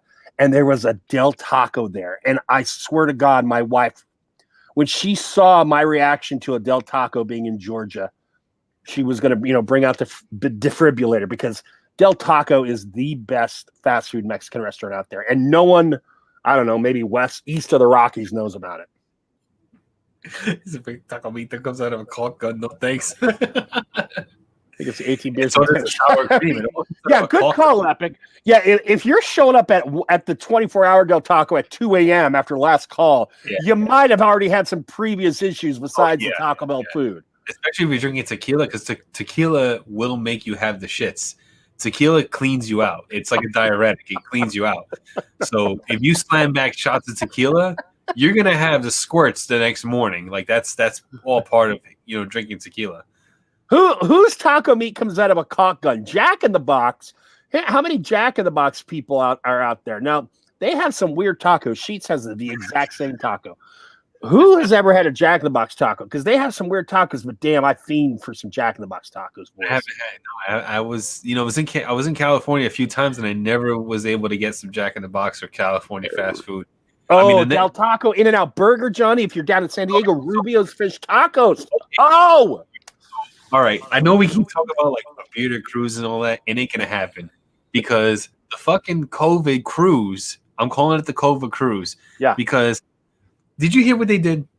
They had the cruise, right? They had all the people go on the cruise, test before they went on the cruise. Twice before they went on the cruise. They got on the cruise and a COVID outbreak broke out on the cruise of everyone who supposedly tested negative, and it still happened. So like, there's going to be no more beer cruise. All right. So you know what I'm going to do? I'm going to pick a day, whenever it can get wrapped, done. I want to do a Vegas meetup, beard Vegas meetup. I'm going to rent. Hey, I'm going to rent. I'll rent the Corvette or a fucking Mustang, something fast to get over to California, and I want to take you with me, and I want you to take me on the California fast food experience run. I'll drive it. I don't care. I'll go like 90 miles an hour down straight. I know it's a straight shot all the way from Vegas to Cali, and just let me tell you, Johnny. When we got to San Diego, we would never go to a Taco Bell or Del Taco because we'd be going to fucking Alberto's, Roberto's, Hilberto's, any fucking Mexican place that ends in O''S. There are a bunch of them in San Diego that are the shit when it comes to. They're like the Chipotle before Chipotle was ever around, because you used to have Taco Bell and Del Taco, and then you had real Mexican food restaurants, and these taco stands occupied the place in between. The Hilbertos, the Robertos, the Albertos. I don't know if they made their way out to Arizona, Gary, but or if Arizona, I'm sure Arizona probably had a comparable thing. These places were amazing. Yeah, I want to do that. If it ends in Bertos, then it's great, Joe. Yeah, exactly right, dude. That was the San Diego slogan, man. If you end something in a Berto, yeah, and you didn't get like a Chewy's, you didn't get a Jesus's. It was always something fucking ended in a Berto. You didn't get a Guillermo's. It's always a Spanish name, a Mexican name ending in Berto. 4 or 5 of them, chains. Fucking yeah, I want to do that. That's a good drive. That would be great, Johnny. I would love that. That's a good drive too. I've done it with my parents. J. Cruz. Yeah, I might be J. Cruz. Go on, the thing will fucking explode by the time I get there. I mean, I think the minimum speed from that highway is like 75 or 80. That's like the speed limit over there. So people are doing 100 over easy, like over to go to California from Vegas. Yeah. We had a Filibertos. We did, Gary. It's like 5 lanes straight, right through the desert. Yeah. J. Cruz, I don't know if you're Mexican, Puerto Rican, Cuban, but if you are Mexican or you love yourself some Mexican food, I know you're an East Coast brother, and you haven't been West, I don't know what they have on offer in New Jersey, okay? Because I'm in Pennsylvania, which is kind of the wasteland of Mexican food. But if you have a major ass West to Arizona, Nevada, California, there's some good stuff to be had for cheap, man.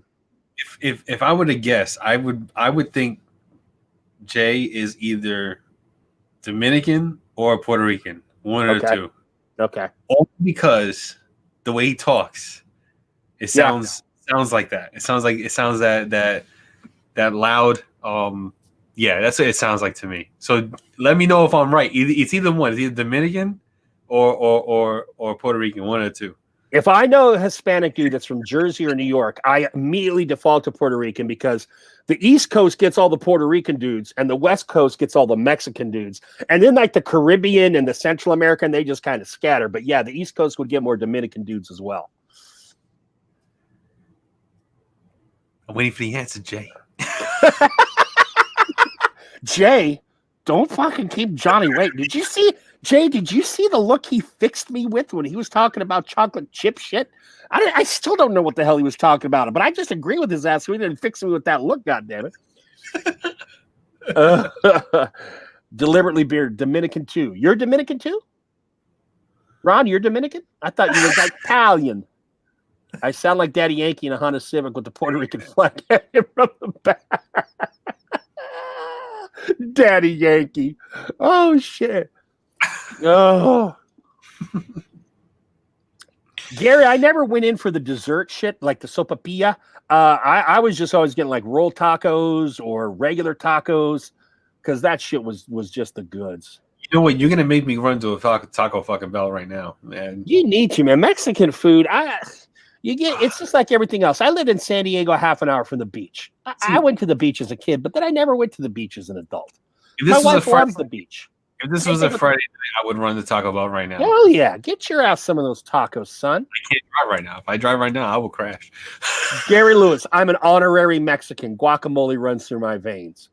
I'm calling horse shit on that, Gary Lewis. And just because you lived in what we call AZ, you zonies would come over and fucking pollute our beaches. Just because you lived in AZ does not make you honorary. I know that, Carrie. I know Taco Bell is not Mexican, but it's Mexican-esque. The esque is where it's at, Carrie. It's Mexican-ish. All right, it's got properties. It's just got to be close, man. Shades of Mexican food.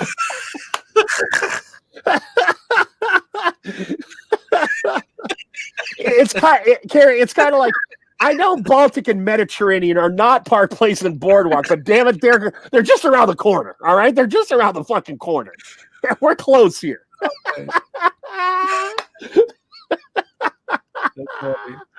Oh shit! You know what's funny is I have a real Mexican taco place that's called the Carnitas Factory here. Like, it literally is like, I don't know, maybe like 2 miles away from me. You can get like the best carnitas tacos like there. Oh my god, it's so good, so good. I mean, they take the tortillas and they dip it in the sauce, and then they wrap it over the hard shell, and it's just like, oh, it's so fucking good. I have a limited palate. I never got into carnitas as a kid, but I've wanted to. But I'm not going to get into carnitas any place out here. I want to get into some place that makes carnitas, good fucking carnitas. I've been to Ensenada and had like street tacos there, and that was an experience, and it was fun and it was cool and shit. But they had stuff as good as down in Ensenada, up in San Diego at Hilberto's, Philberto's, Gilberto's, whatever you want to call it. There was good shit there. Joe, you don't know my life. I wasn't raised in white. You don't know my life. He said something earlier too. He said he could take me to the barrio. I can take you to the barrio. I don't know your life. Oh, fuck, Gary. One thing I would love to do with you, Gary, is do a Southwest tour. I could show you San Diego. You could show me AZ. I think that would be a shitload of fun. We could drink our ass off. Seriously, that would be fun, man. That would be epic. El Pastor. That's one of those things, Gary, that I learned about right as I was leaving San Diego. El Pastor wasn't a big deal in San Diego. Fish tacos, man. Fish tacos are the big push in San Diego. I can see why El Pastor would probably be bigger in the AZ. But I learned more about El Pastor when I got out here. I'm like, oh, fuck, isn't that just like gyros? Without the damn pita? Same kind of concept. But now I really want to try some good El Pastor. Mm-hmm. Oh, hell. Healthy J. Cruz. I've had that with the corn. Yeah, that is some good shit. I actually had that from a church here in Jersey. There was a corn stand, and it was a Mexican guy, and he made it up with the powder, with the cheese and all that stuff, and the sauces and everything. It's like, oh, it was so good. That was so freaking good. James, they have all the same shit. It's just a notch or two better. And we're still talking about Americanized Mexican food. Let's not do the whole thing of saying all of Mexico eats tacos and enchiladas. It's regional, just like everywhere else, right? Different places have, and there are Mexican restaurants that specialize in certain Mexican regions' food. Just like up here, Johnny's got Taylor ham / pork roll, depending on what part of the state. They don't know from Taylor ham and pork roll in freaking Louisiana. Same sort of deal. It's all the same. Oh man. Yeah, I just want to eat now. I just want to eat. Like, I want like a whole. I do too. Because Jeremy, you guys are making me hungry. Yeah, this is supposed to be the dirty time, but hey, it's a food. So sex is a sin, as is gluttony, brother. We could talk about some food right now. That is right. Gluttony is definitely a thing. I made my kids. I made You know what? I'm not even going to talk about it. Just fuck it. Yeah. Anyway, Jimmy's in the house. What's up, Jimmy? How you doing? Ruddy Man's in the house. Oh shit, Ruddy Man. Ruddy Man is slumming. Ruddy Man wants to touch Lucifer's ass cheek before he goes home. If he's in our live, Jimmy, you want to give Lucifer a little pat on the ass real quick? He's like, wait. What did I walk into? Let me tell you something. Let me tell you something about Jimmy Atkins right quick. Fuck Ruddy Man for just a second. Let me tell you about Jimmy Atkins. If you guys did not see the highlight reel I put together That is a man with an amazing damn voice Oh, and yeah. an amazing damn guitar. That's right. Go to Instagram and follow Jimmy Atkins Music and one of his many bands. That dude is legit musically. And even if religious rock, because he's got two different bands that he has a religious band and then he has a, I don't know what you would call it, a folk band, folk rock. I don't know the genre, but he goes both ways. And I love listening to the man sing. I listen to the man sing and I'm transfixed, man. Did I scare him away? Is he gone? Yeah, I really dig the I think he's I would gone. say the hidden talents of the bearded community, where like you see these guys on Instagram and they're sharing their beard pics and what they bought and all that stuff and their products, and all of a sudden you learn that like, oh, one's a fucking death metal screamer, you know, and like you're like, holy shit, like you can do that. He's like, yeah, and then he shows you a video on how awesome and talented they are, and it's like, oh my god, like holy crap. Same thing with Jimmy, like, like when I heard him play and like heard the singing and the voice and all that stuff, I was like floored. I was like, holy shit. And the same thing with Miners, with Mike and Beth. They got on there live and they started singing and playing the guitar, and I was like, my mind was blown. Like I was like, holy shit, these people are so fucking talented, and like they have these hidden talents. Like I would love to see more of that. Like if anybody has a music talent or any kind of talent, if you juggle, if you fucking like swallow swords, I don't give a shit. We'll bring you on the show. You can showcase what you do other than totally shit. All you guys who came on to Beard Therapy a little later, go back to the page, okay? Yeah. And look I think Jimmy was on in the first 5 episodes, all right? Fast forward through all the me and Johnny shit. Get to where you see Jimmy playing the guitar and listen to that song. Yeah. One man, one acoustic. It is truly amazing. I went back and listened to it to do the highlight film. I'm like, in the moment, he was on my show and everything, but upon reflection, what a great damn song that is.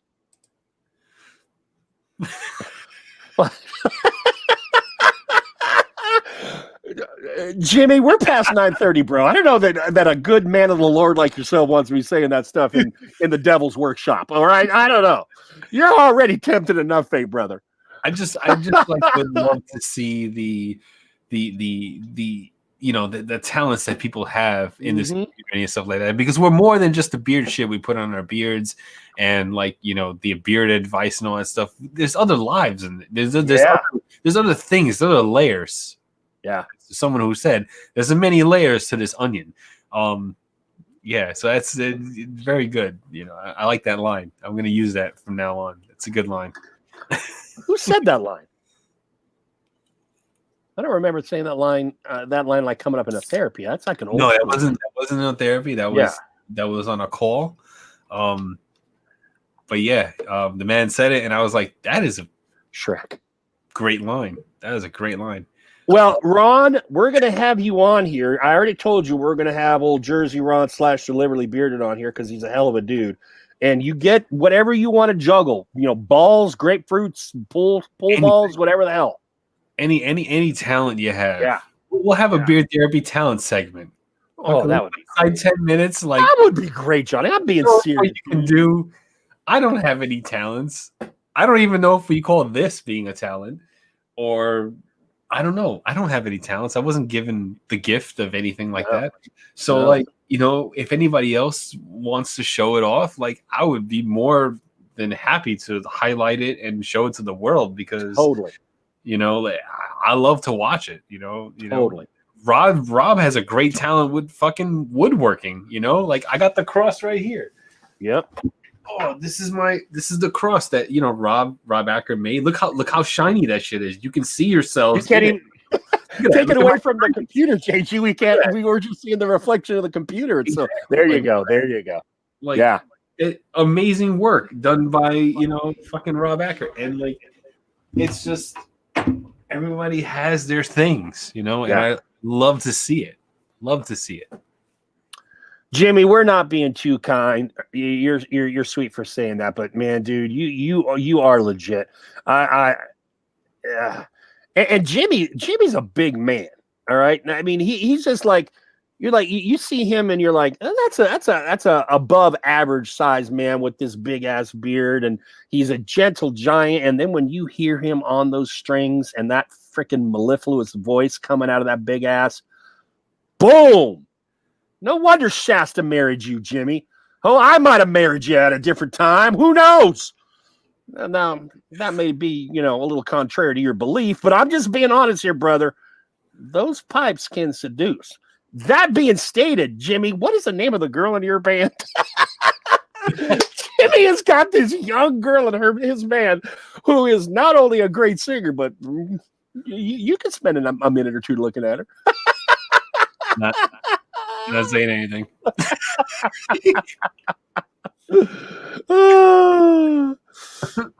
I heard you make bar soap that smells like a 2006 Dodge Charger. He's working up to the Honda Civic, healthy. Yeah, I gotta work up to there. Yeah, I gotta work up to that. Oh boy, the soap talent is fucking it's raining soap, Johnny. It's so funny that they're talking about that because like I have legit am gonna start manufacturing some soap.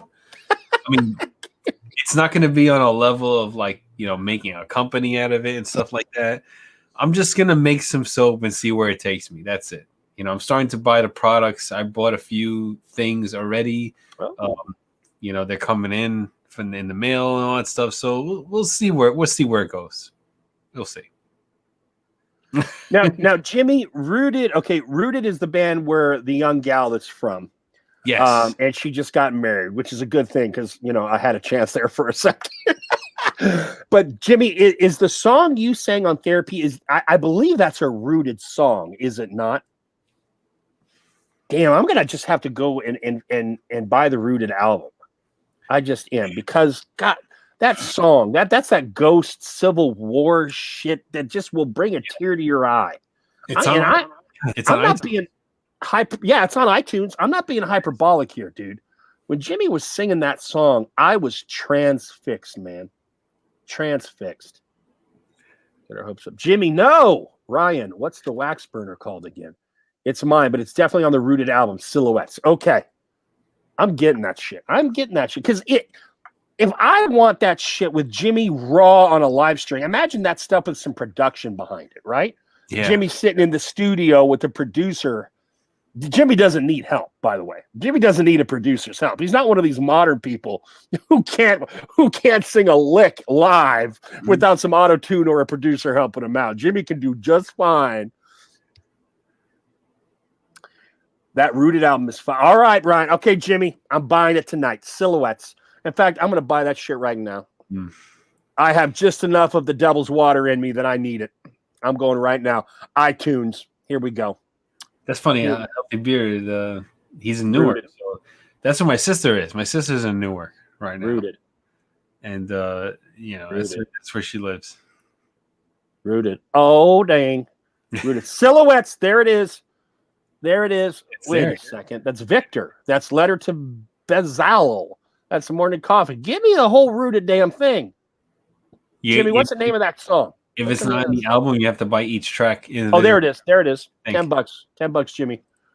The name of that song is, I'm looking, it's not Bayonet, is it? It's Bayonet, Chapel, or Voices. I'm going to take a guess. Jimmy, what's the name of that song? Is he still here?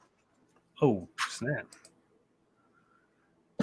Bayonet was Bayonet. Okay.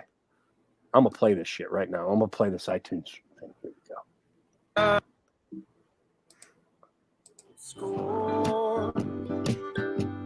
Oh, yeah.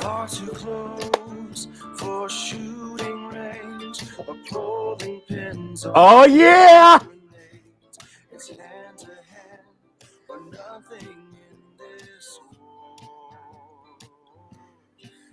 Ooh. Oh shit! Where's the buy button? God dang it! There it is. I'm buying it. Yeah, some good stuff right there. Hey, I just listened to half a minute. I'm gonna say the damn Beard Therapy version was better, Johnny. I just listened to half a minute. I'm going to tell you, and I'm not just saying that to say that. The Beard Therapy version was better. When Jimmy did that, that was better. That was better live. Damn it, Jimmy. That was better live. All music sounds better live. You know, that's why I love music. I really do love my live music. You know, that just got me the rooted. Yeah. But the hey, there were 2 bottles. Now there's 1. All right, James. You better be joining me next week, son. It's available everywhere you can download music, says the Ruddy Man Grooming. There you go. Not all live does. No, you're right, Brett. Not all live does. Not all live does. I remember I went to US Festival in '83, and I was a new wave punk guy, and you could definitely tell who the musicians were versus the produced bands. Oh, okay. For sure. Oh, that sucks. For sure. Anyone out there know Oingo Boingo? The quintessential California band of the 80s? So good live. And then they were followed by Flock of Seagulls, I think, who I loved on the radio, but who live weren't as good. I mean, I've seen because, like, you know, I go to my wife for concerts and stuff like that. So I've seen the band Fun live. And he's an amazing singer. And I saw Tegan and Sarah live. Tegan and Sarah. I play one of their songs on Rock Band, Johnny. Yeah, I saw something like that. Yeah, I saw them live. Awesome. The girls can sing. I just I really started really appreciating live music, and I enjoy that more than, you know, buying albums and stuff. Freaking COVID put a damper on it all. Because we were going to you know, bars and stuff, and we were you know, tracking little live shows with, you know, bands that really weren't signed and stuff like that, and we were you know, tracking underground bands and stuff like that, YouTube bands and stuff like that, and you know, it was good. It was fun. We would get a babysitter and we would do it, and yeah. Yes, the format. Yes, I know, Gary. I know. Yeah. My kids, my girls love Fun. The one album, Gary. You know, the one with Some Nights. They're a big fun. I like the guy's voice. Mad Caddies, North X. I don't know them too much. I'm telling you, Jimmy. I just listened to that bit in your version. You know what I'm going to do? I'm going to listen to Bayonet off the album, and then I'm going to listen to Bayonet in Therapy. But Therapy bias aside, yes, it's half of my baby. Johnny and I are the parents of this baby. But that bias aside, I'm going to listen and just judge the performance. And I know, because I listened to part of that recently, I know your live performance here sounded better than that version on the album. I'm sorry. I'm going to say it. I just said it. I said it. God dang it. I said it. Yeah, man. Music is...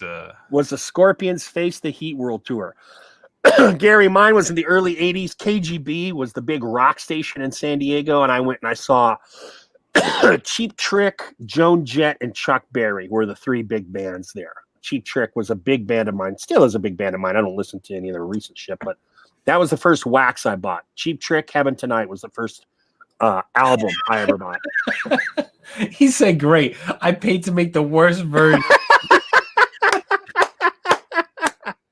No, Jimmy, it just shows you that you got to get your ass out there and be live, brother.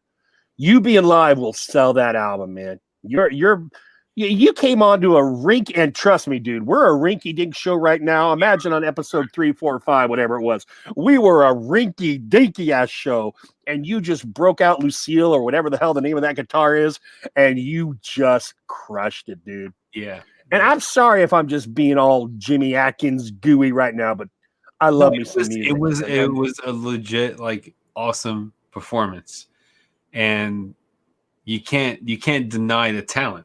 Yeah, that's what it is. You can't. It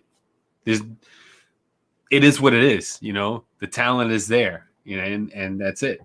Oh, whoa, Johnny! What do you mean that you're bandless? What happened to Rooted? Jimmy, you and I have been out of contact, brother. What happened to Rooted?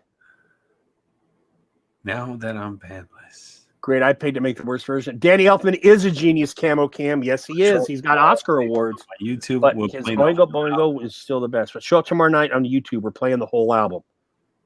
Okay. Okay, ready? Last show is tomorrow night. Which channel, Ruddy? For any of them wants to. Hopefully, I've teased a few people in here to what are we at right now? We are at I would 28. definitely watch that. Like, Yeah, down. last show is tomorrow night. Okay, what's the channel? And B, what the hell happened to Rooted, man? Seriously, I'm trying to push all the alcohol haze to the side here, and because you guys produce good music. Ruddy Man Grooming, his Ruddy channel. Man Grooming channel. Ruddy Okay, Man his channel. Grooming channel. So go subscribe to the Ruddy Man Grooming channel. Looks like they're playing their last shows tomorrow night. Rooted is playing their last show. That's a bummer. Last show as a band. Okay. All right. Look, someone needs to record that. Can I be honest here, though? Can I be honest? Okay. I haven't even heard the Rooted album yet, Johnny. That's what I'm going to say. Everyone who loves Simon and Garfunkel, what the fuck did Garfunkel do before after they broke up? Paul Simon is like singing Kodachrome and Loves Me Like a Rock and You Can Call Me fucking whatever, Call Me Al. We know who the talent in Rooted was. We know who the talent in Rooted was. And he's right here in our chat right now. He's going to bounce back, damn it. He's going to go solo. Sarah got married and the rest of us are super busy. Okay. I'm going to work towards more solo work now. Okay.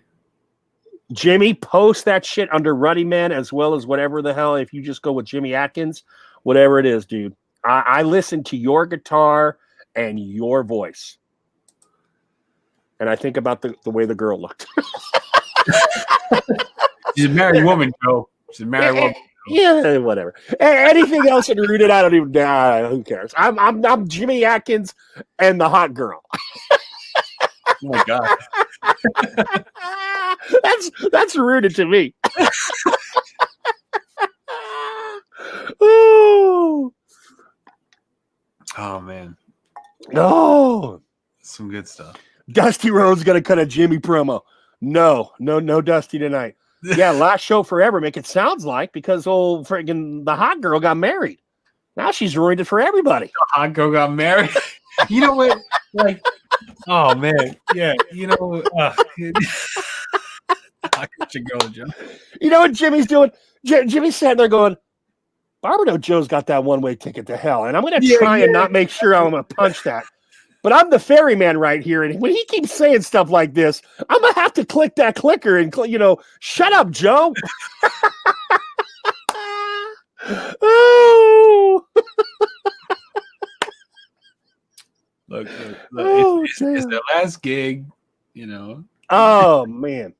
So that's tomorrow night. So basically, I have to listen to that. Okay, I've got a 45-minute drive to and from work.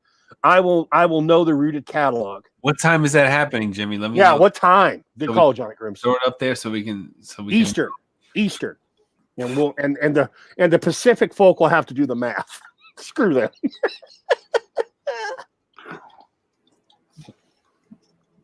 Because it will be the live to watch. If that's going to be a live, or that is the one to watch. Beer shit aside, you gotta watch that tomorrow. Oh, fuck all you guys on my laugh. I was looking forward to this night. Who's live tomorrow? I don't know who's live tomorrow, but it don't matter. Jimmy's live tomorrow, 8 p.m. EST, 8 o'clock Eastern time. Ruddy Man's channel. Go to that last show for Rooted. Where are you playing at, Jimmy? You playing in a bar? You playing in a house? You playing in a barn? And I'm not busting balls here. I'm just trying to get a feel of the vibe of where you guys will actually be. A recording studio, Sounds kind of like a turkey call. Look, I watch meat eaters, and I hear the turkey call. I do not sound like a turkey call, Mick, you son of a bitch. I need a recording of Joe's. Hurry up! I'm all done. 2 pints in. Oh shit!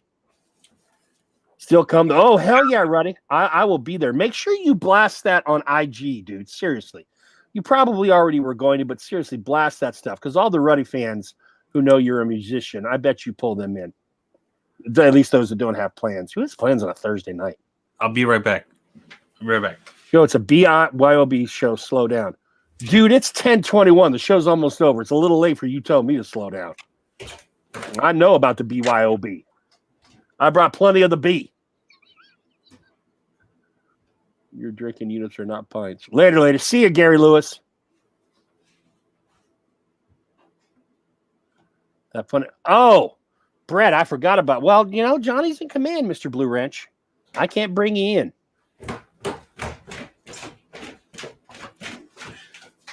Oh, I meant tomorrow. Shit, Billy. Oh. Well, I'll be sober for Jimmy's show. Damn, I gotta keep up appearances.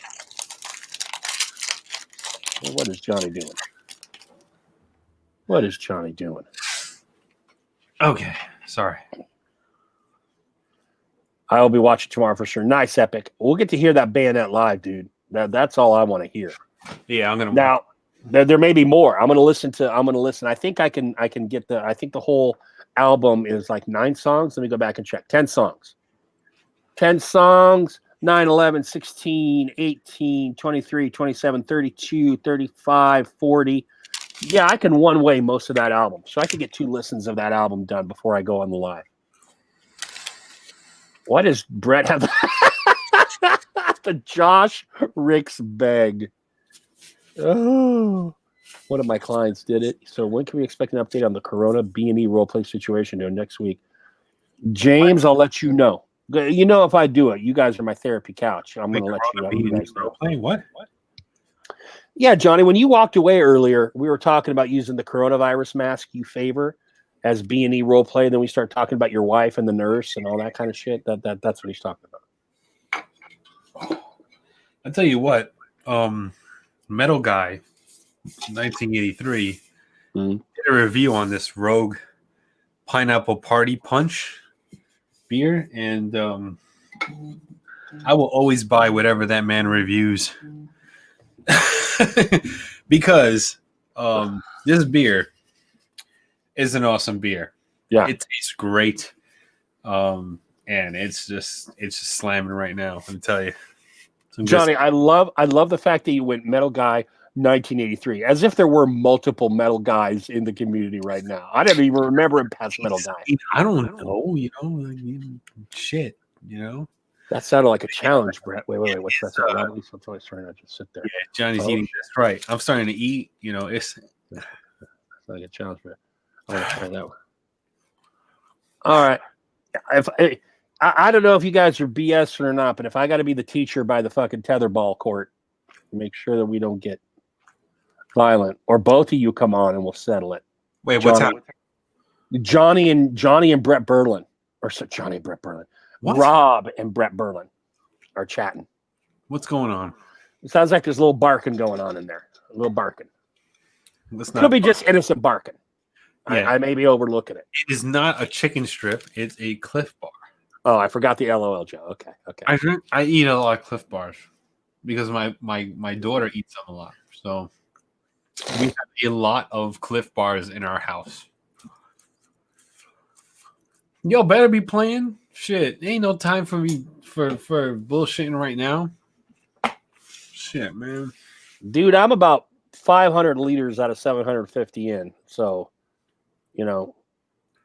this is not the time. It's not to be bickering and fighting and fussing with friends right now. Exactly. Joe just went from 100 to 0 real quick. I'll bring it back up to 100. Johnny Grims is 1025. I don't care what kind of sloppy mess rolls into my work tomorrow, but how much longer are you willing to go? I'm ready to go because I just cracked open a fresh beer. So, sounds like we're going to at least 11, boys and girls, and there are no girls here because Mrs. Bluegrass has left the building. I think. Oh, for fuck's sake! I've seen the man's crooked ass for Bluegrass has left the building. Joe, who still plays tetherball? What a great name, right? Bluegrass Bearded, Bluegrass Bakery. Like they got the whole bees on lock right there. This show is too funny. That's a good idea. That is a smart idea. I like that. Cliff Bars contain chicken. If not, I'll pass. Cliff Bars are, Johnny doesn't eat ass, but Cliff Bars are one step away. If Johnny can consume a Cliff Bar, he's one tongue from the sphincter. That's all I'm going to say. I do not like me a Cliff Bar. They're good. They're soft. They're chewy. They got chocolate in them. Oh, thank you, Jay Cruz. You know what? It's always better when Johnny and I have a little water flowing. I'll tell you that right. I'm going on the diet starting tomorrow, which is why I'm drinking up tonight. Can anyone? All right, if I can make a compilation of how many times Joe has said, "I'm going to go on the diet tomorrow." Oh! No, Johnny, I do diet, but then I leave it. Over the year and some odd change of months that we've been doing this show, there are a lot of times where Joe is like, "I'm going to go on the diet tomorrow." I'm going to go. Hell yeah! Start it. And you know what breaks that diet, Johnny Grooms, is this damn show. Because I love this damn show so much, and this damn show is so much more fun to me when I got, a few milliliters in me. I love it. I love it.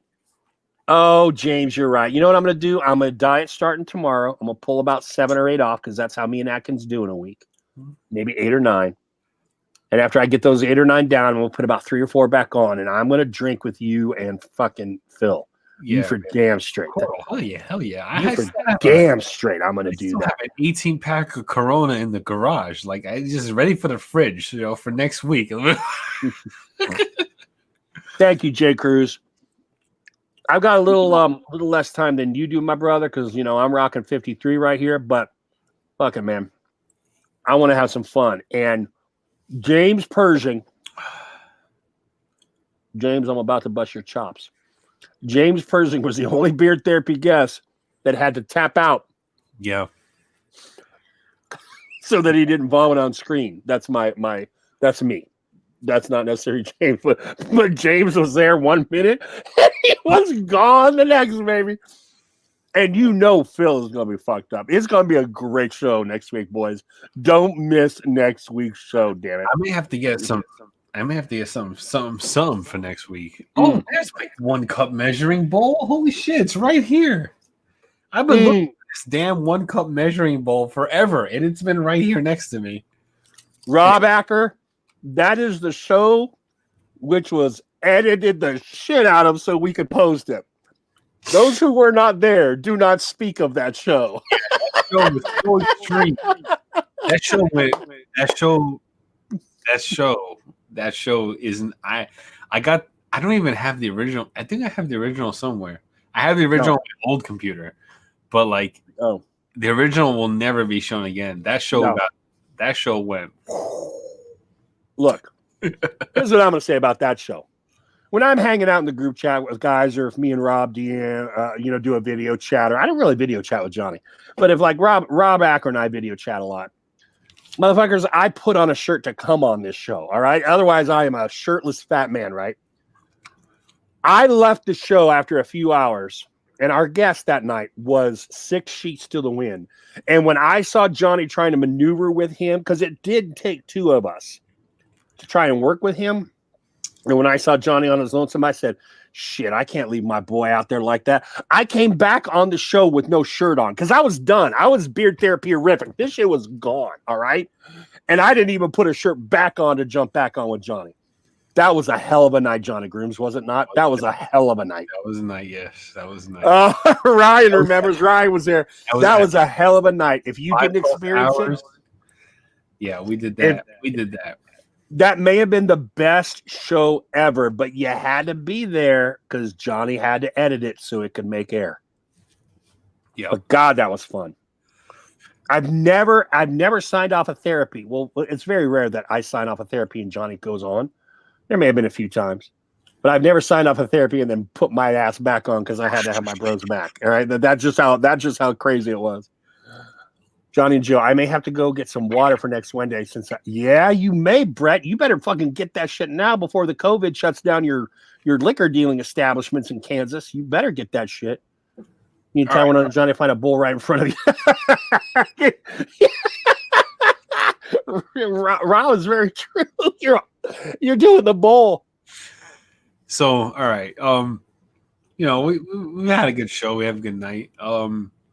So I want to talk a little bit about the real, what's going on with me. Right now, I know, we just started, we throw around the COVID thing every now and then, but this shit is real, currently right now, my sister is in the hospital with COVID, she's fighting for her life. She's on the ventilator. She's gotten like multiple blood transfusions and all that stuff because her hemoglobin keeps dropping and all that stuff. And like, yo, they legit called me. My mom called me and she was like, "All right, this is one of those situations where like you got to say your last words and all that stuff and everything like that." And it was a real like wake up call, like, really emotional day for me, especially for me and my mom, because my mom was in the hospital with her and all that stuff. And like, so we're kind of going through the motions of like, you know, my sister may not make it out of this COVID thing, because she's in it. She's in the shit. She was in the CCU, which is the critical care unit, which is like, not a lot of people go in that unit and come back out of that unit. Like usually they die in those units, so like she's there. She got the ventilator hooked up to her. My mom sent me pictures. Of course, I'm not gonna show anybody, but like she got tubes out the neck and all that stuff. And like, she can't talk or anything like that, but like, she can hear and she can respond with like hand movements and stuff, So like, that's what's going on with me. Of course, the beard community has been awesome with the support, the groups that I, run with. I definitely thank y'all for, offering your condolences and your prayers and everything like that. Much appreciated. Shows like this that I've dive into as distraction and stuff like that, going on the lives. Love y'all for it. Like my mom just texted me a little while ago and she was like, yeah, I spoke to the nurse.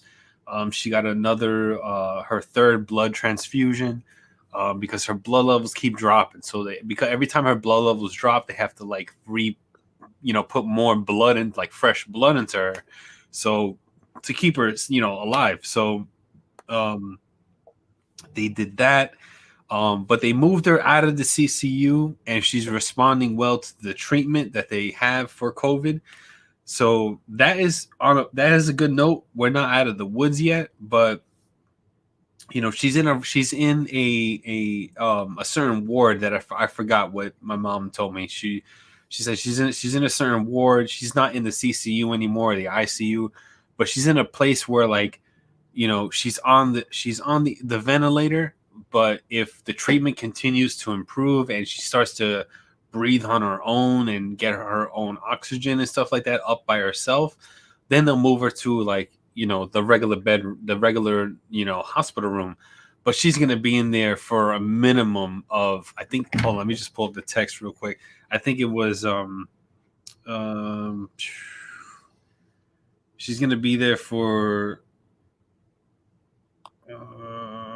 the next 4 weeks at a minimum, the next 4 weeks. So pretty much like a month. She's going to be a month in the hospital before they can see where she goes next. And before she can have another visitor, because my mom was able to be with her for a little bit, and then like they told her like, you know what, you have to go. They only let you stay for so long, and then they let you go, and then they update you over the phone. So if your loved one is in a hospital and is fighting for their life with COVID, they most likely don't let you be in the room with them. So like if that person just passes away, you have to deal with it over the phone with the doctor or the nurse or whatever. So like, it's just, that's what's going on right now. And yeah, that's the real what I've been dealing with for the past few days. So, I hate to like, damper the live, of course, but fuck that. I feel like, it's just, it hit me hard, and it took me an entire day to like really process and assess what is happening and what could happen. I've gone through the motions. I've gone through the scenarios in my head. I've cried the tears. I've, banged the fist on the wall because there was a thought that like, hey, I should have moved my sister in with me because, she would be better off living with me than living where she's living. And if she was living with me, she would never come in contact with the motherfucker that came over with COVID in her house, because people can't understand to respect the fucking social distancing and wearing the mask and doing what we need to do to stop spreading this fucking thing. And this asshole came over sick, got my sister sick. Now she's fighting for her life. So if she was living with me, she would be fine. But, we can't change what happened. It is what it is right now. And we just got to keep going forward. So that's it. That's basically what's going on. And so I thank you all for being here for this, and especially people in the DMs and the group chats that I'm in, that offering the support. I'm not the only one. I'm not going to mention names because I don't know if they want to be public, but there are other people that are dealing with this on a very personal level with their immediate family members. So, it's this time of what's happening in the world, and it is that's what's going on. So if my sister was in full health right now, she would tell me, shut the fuck up, have another shot, and keep it going. So that's what I'm doing. I just want to say one thing. I do this show because we do this show, and we have brought you the show for over 60 weeks to provide, and this is all Johnny's vision, to provide you a place to go and have some fun. Tonight is for Johnny, in my eyes, because he needs that deep breath. He needs that release. And thank you all in the chat who are having fun and everything, because we all know with a loved one on the line, the only way you're not going to think about it is if you can immerse your ass in something else. And I appreciate all of you who are here tonight that helped Johnny for a couple hours immerse his ass in something else. So, we're gonna all pray if that's what we do, or wish Johnny's sister the best if that's what we do. Johnny, I want to thank you for doing this show, because I thought it was the best thing for you to do, but I don't want to be a selfish prick, because I love doing this show. I'm glad you came out here and did this show. Yeah. And hopefully next week when we're on here with fucking Phil and James, Johnny will give us an update that will make us all go right on. Another one that beat this shit back. Right. I hope to be there in a week from this time. Yeah, man. It's just you keep on going on, and keep smiling, keep positive, being the strong one. Of course, the rest of my family is like a crazy mess right now. Of course, my mom is like crazy, crying and all that stuff. So, me and my mom are like the strong ones in the family. Everyone else kind of like falls apart. But even my mom is like, she's starting to crumble a little bit, but I stay strong. I stay positive. Because I don't know. I just that one that will. I don't like to worry about things unless there's exactly something immediately to worry about. So Right, Johnny. I hear like, okay, this is happening. Okay, this is what they're doing. Okay, this is good. All right, we're moving forward. Until like it's the end, and that's when it happens. That's when I'll eventually break down. But until then, it's just you be the rock. You be strong.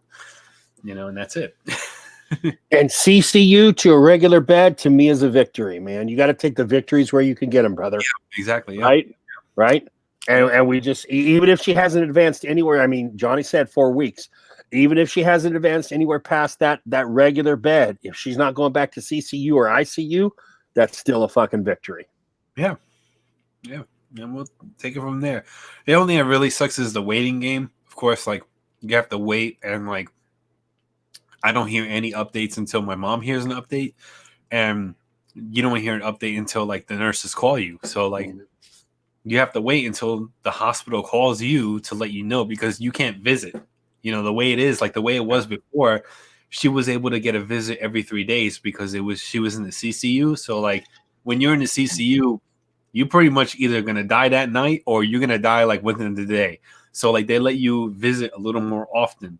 But as she moved away from that area, now it's like you can only visit like once every couple of weeks.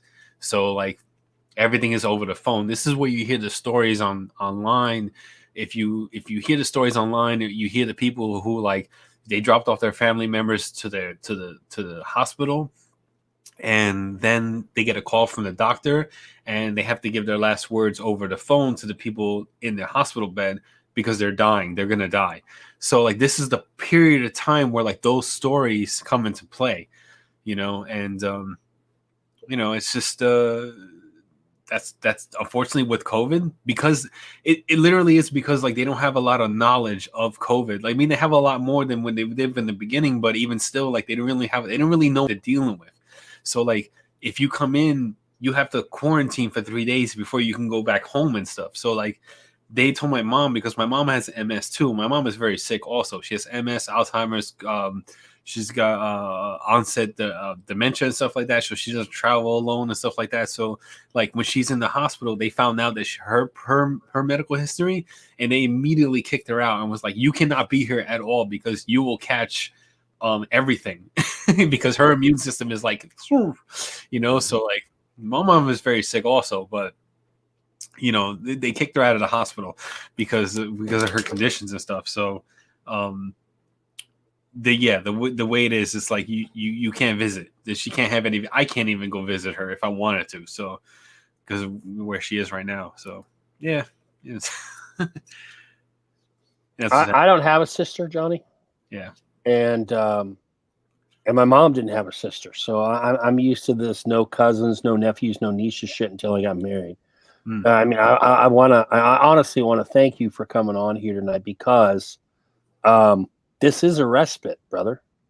And you see a bunch of guys based on their comments in the chat that have your back. And I believe that. I mean, Johnny and I are close, but shit, we've never met. We can only be so close. I'm sure Johnny has a million friends back in Jersey that he's closer to. But man, when I heard that about his sister, it was like a gut punch, because this is a brother I love. This is a guy who I've spent a lot of time with, but whether it's DM or here. Mm-hmm. So just keep sending those good vibes, man. Yeah.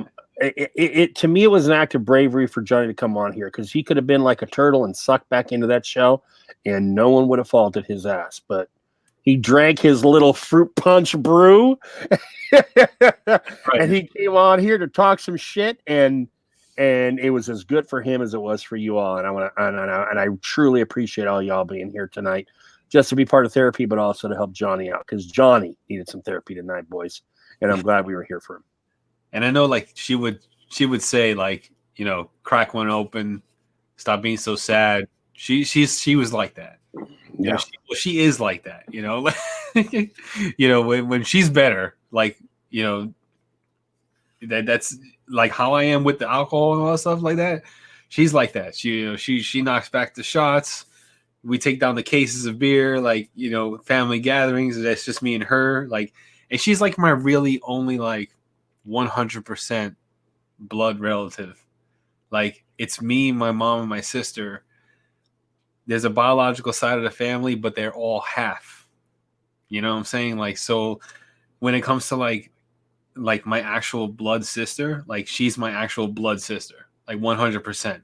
We look alike, we talk alike, we act alike, and we drink alike, so like, it's a strong impact, Rob said he wanted to pray for her right now, Johnny. What was her name?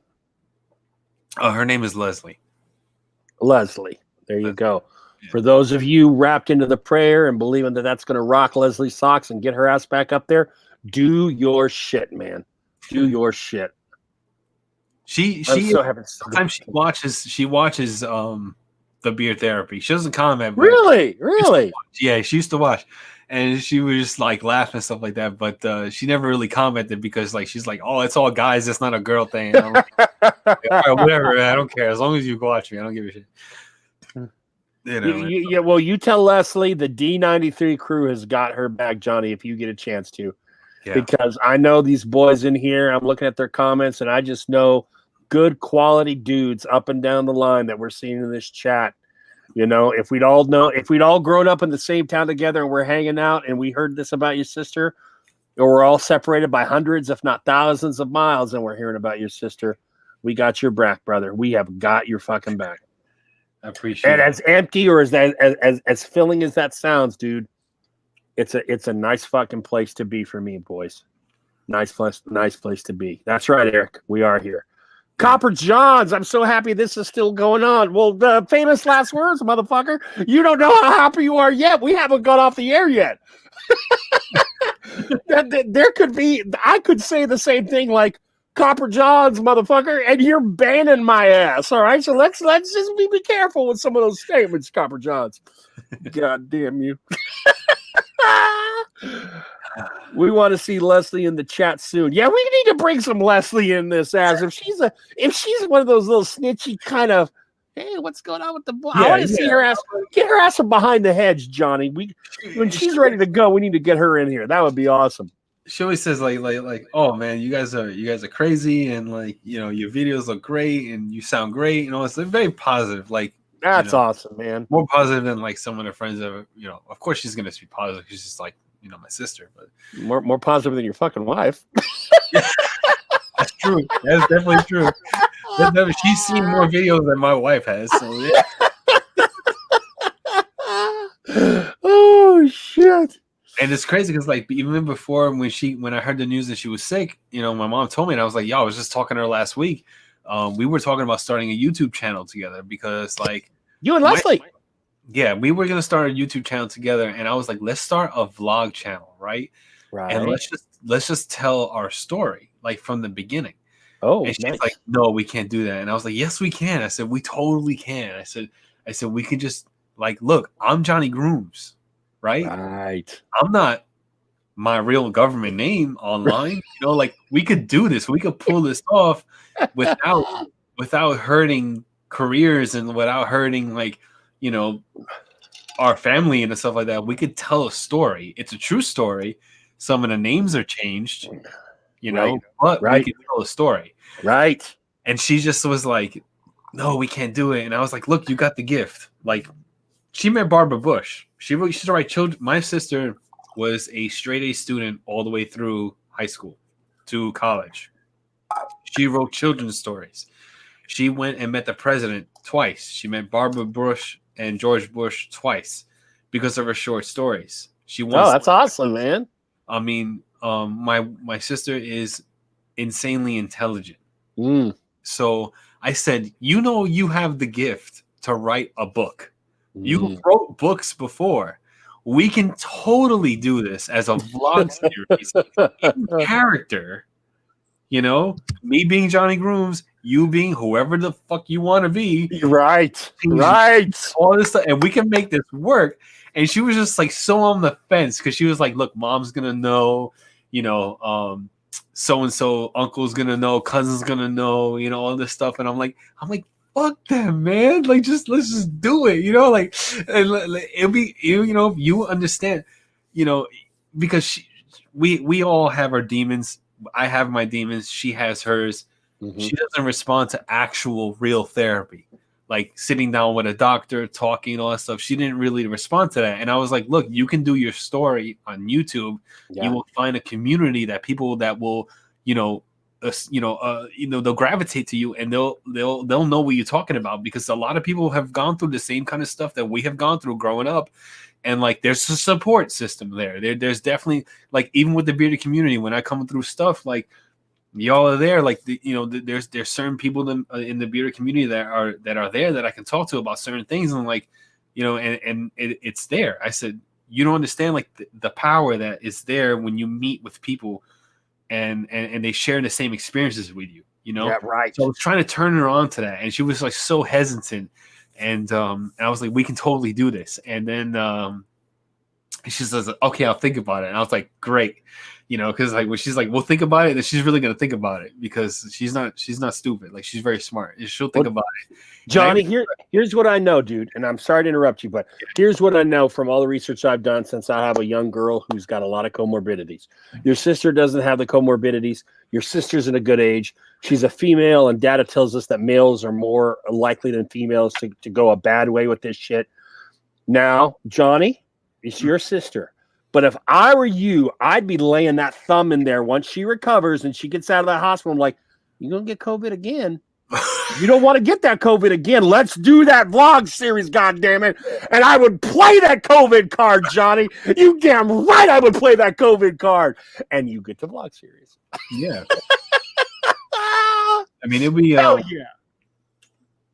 I mean, it's a lot of heartbreak in that series, but yeah, we gone through some shit growing up together. But, you know, but you're right, Johnny. You are gonna find people, maybe just a couple first gravitating, and if some word of mouth gets out there, that's gonna empower that message. Right. You know? And it sounds to me like you're talking about a series. It's all not coming out one big fucking video, right? It's years. Yes. So you're talking about a series. So to me, that feels like a snowball rolling downhill. You know, it's just going to gather that kind of velocity and momentum.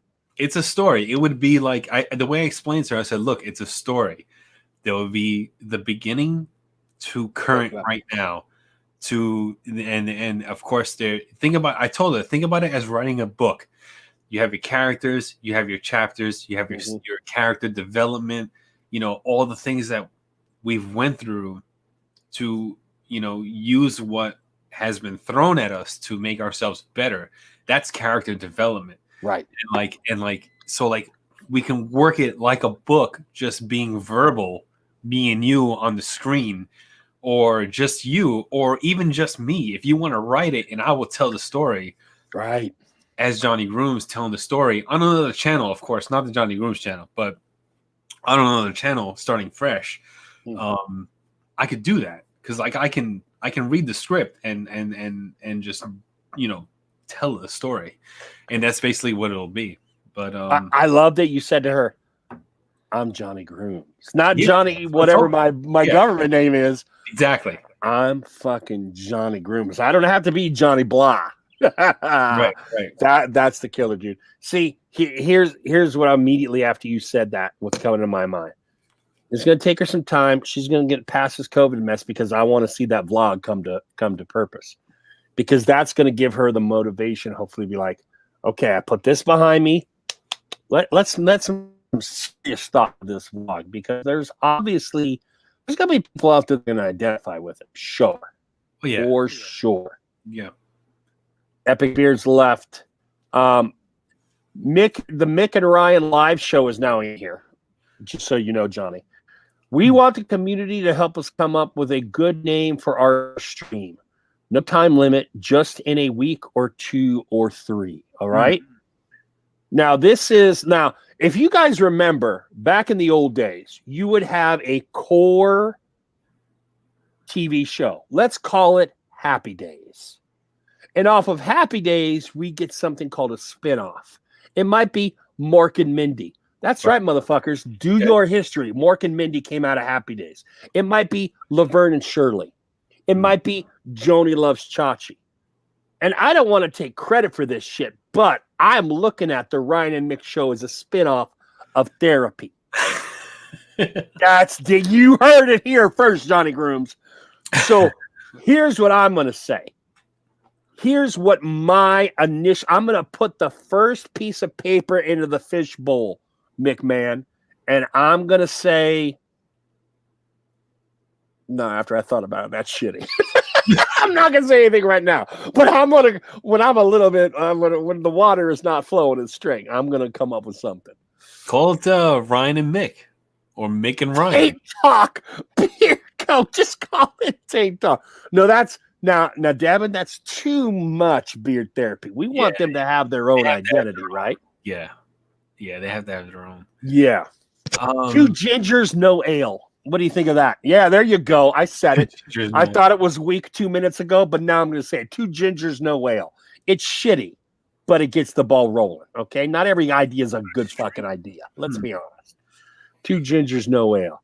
I'm calling you on Mork and Mindy out of Happy Days. Bullshit, Rob Acker. You take your North Carolina ass. You go to whatever source you want. Mork visited Richie Cunningham on Happy Days, and they spun that shit off into Mork and Mindy.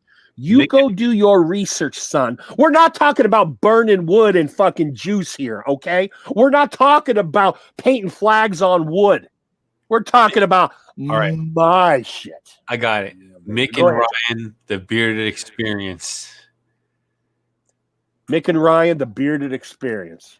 or just the bearded experience, something like that. I don't know. Yeah, no shit, Rob. Play with it. No shit. Mork showed up on a Happy Days episode. Sorry, Johnny. Mork showed up on a Happy Days episode, and they spun that shit off to Mork and Mindy because everyone in the industry knew that Robin Williams was a genius. He was doing shit at the Comedy Store and stuff, and it's like they were waiting to give him a vehicle, and they gave him the Mork thing, and then he spun off to Mork and Mindy. Of course, Joni and Chachi comes from Happy Days, and of course, Laverne and Shirley came from Happy Days.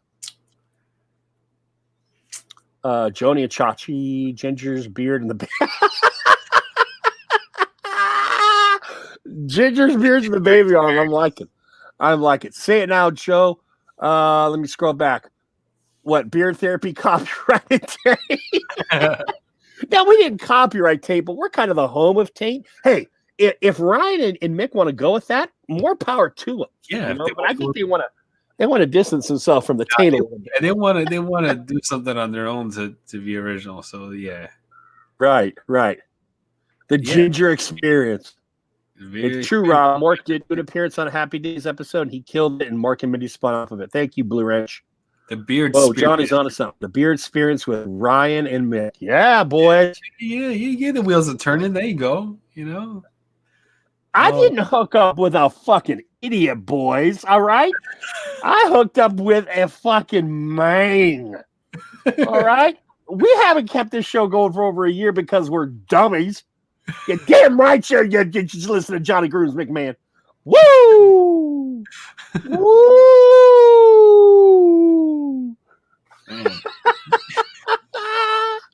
Oh, shit. Oh. The Ginger experience. That's got a little Jimi Hendrix vibe to it. The Ginger experience. Ginger. By the way, Jimmy Atkins on live tomorrow. Where's my clever? Here's my clever. Oh shit! Is anyone still watching the show outside the guys we're talking? Yeah, holy shit! 20 people are still in this chat, Johnny Grooms. What in the hell? Back to this clever beard, but this clever beard stuff is just. Oh, so good. The red beard experience. There we go. Johnny is definitely the brains of this operation. I'm not going to argue with you, Ryan. No, I'm not. I am not. Joe went next level. You damn right I did, Carrie. Oh, this show is all about it. Once we get past 10:30, Carrie, I mean, 9:30 to 10:30 is D93, but if we go past 10:30, all the buckles are off, baby. It's Space Mountain without a fucking seatbelt, okay? That's what we're talking about right now. Aim for the long haul. Thank you, my brother. Beard Silent Night. Y'all need to get this scent. Holy shit. Oh, man, that's good. That's good scent, man. Fucking... What are they doing over there? What are What are they doing in Chicago and St. Louis, those bastards? Hey, Johnny. Oh, man, does it smell like a candle, or does it smell like any fucking, like, Christmas fragrance candle or nothing like that? Just, hey, Johnny. It just smells good, yes. Remember, there are 3 owners of Clever. And we got a shot of the female one sleeping on the first time we had Clever on here. Let's just remember that. Yeah. Let's just, for the pervs out there. I'm going to chalk it up to this is all her right here. If there are any pervs out there that like to look at a sleeping woman, go back to the Clever Beard Show, the first Clever Beard Show. Make that guy. I feel so bad, but like, I know this Ryan. What's the other guy's name again? The other guy. Ryan's the only one I care about. He was the one I taught. It's Ryan and everyone of the fuck else. It's his wife, man. Her name is Sierra, I believe. I remember that because my daughter's name is Sierra. You know the wife's name, but you don't know the guy's name.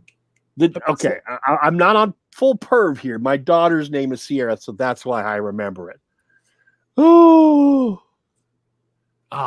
yeah. We made. I forget. I got to go back and watch that. I don't know why the husband took sleeping video of the wife Everyone was drinking water. It was just a good damn night. It was a good therapy night. That's all I remember. Now I'm getting some apples. Now I feel like I'm getting some apple out of this. Johnny is like, you know what Johnny's doing right now? He's doing the Lawrence Tierney character in Reservoir Dogs. Toby Chan. Toby Chan. And then fucking Harvey Keitel grabs that thing. Toby Chan. Charlie fucking Chan. Johnny is like just focusing on that clever, which I don't have. See, this is the shit Johnny Grooms pulls. Johnny Grooms knows I was sent that shit too. Johnny Grooms has that shit. I do not. So Johnny, out of the blue, he dealt with his first impression an hour ago. Is it a mystery why it's gonna just show up? And Johnny's like, oh, it smells like angels farting up my ass. No, this is all fucking passive aggressive shit right here, boys. No, it's I'm getting a good like some apple, maybe some spice out of here. Not apple spice, not apple cinnamon spice. Definitely not. But well, what other fruit? I mean, it's hard to have a fruit at wintertime, Johnny, is it? But apple is a fall fruit. So, I mean, what else do we got out there? Cranberry is a winter fruit. Blueberry is a winter fruit. Strawberry is a winter fruit. Any of those berries, or is it? Nah, I feel like it's more like an apple minting thing happening. Eric, it's a subtle mint. It's not a strong mint at all. It's a very, very, very subtle, slight mint. If there's mint in this, but man, that smells good. That smells. I don't really remember shit about the chocolate chip cookie. Oh. I just know he looked at me like he could fucking kill me from a fucking 6 hours away.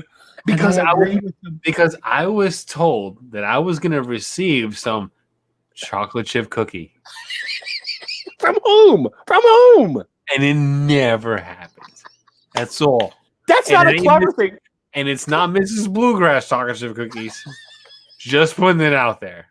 Okay, I'm going to put it out there that Clever does not have a chocolate chip cookie set. So I don't know who said they would send it to Johnny. That's the thing. I was told. No, not from West Virginia. I was told. From Florida? From Florida? I don't remember where from. I just know that I was told that, like, hey, we'll send you this out there. It smells like chocolate chip cookies. Yeah. And I never got it. But was it from a former guest, Johnny? Yes, from a former guest, but I don't hold any grudges. I'm just saying. Yeah. Don't tell me you're gonna give me something and don't give it to me. You know what I'm saying? Like, don't make promises you're not gonna keep. Just throwing it out there. I'm with you. I can't argue. Eric, he's a damn word. From whom?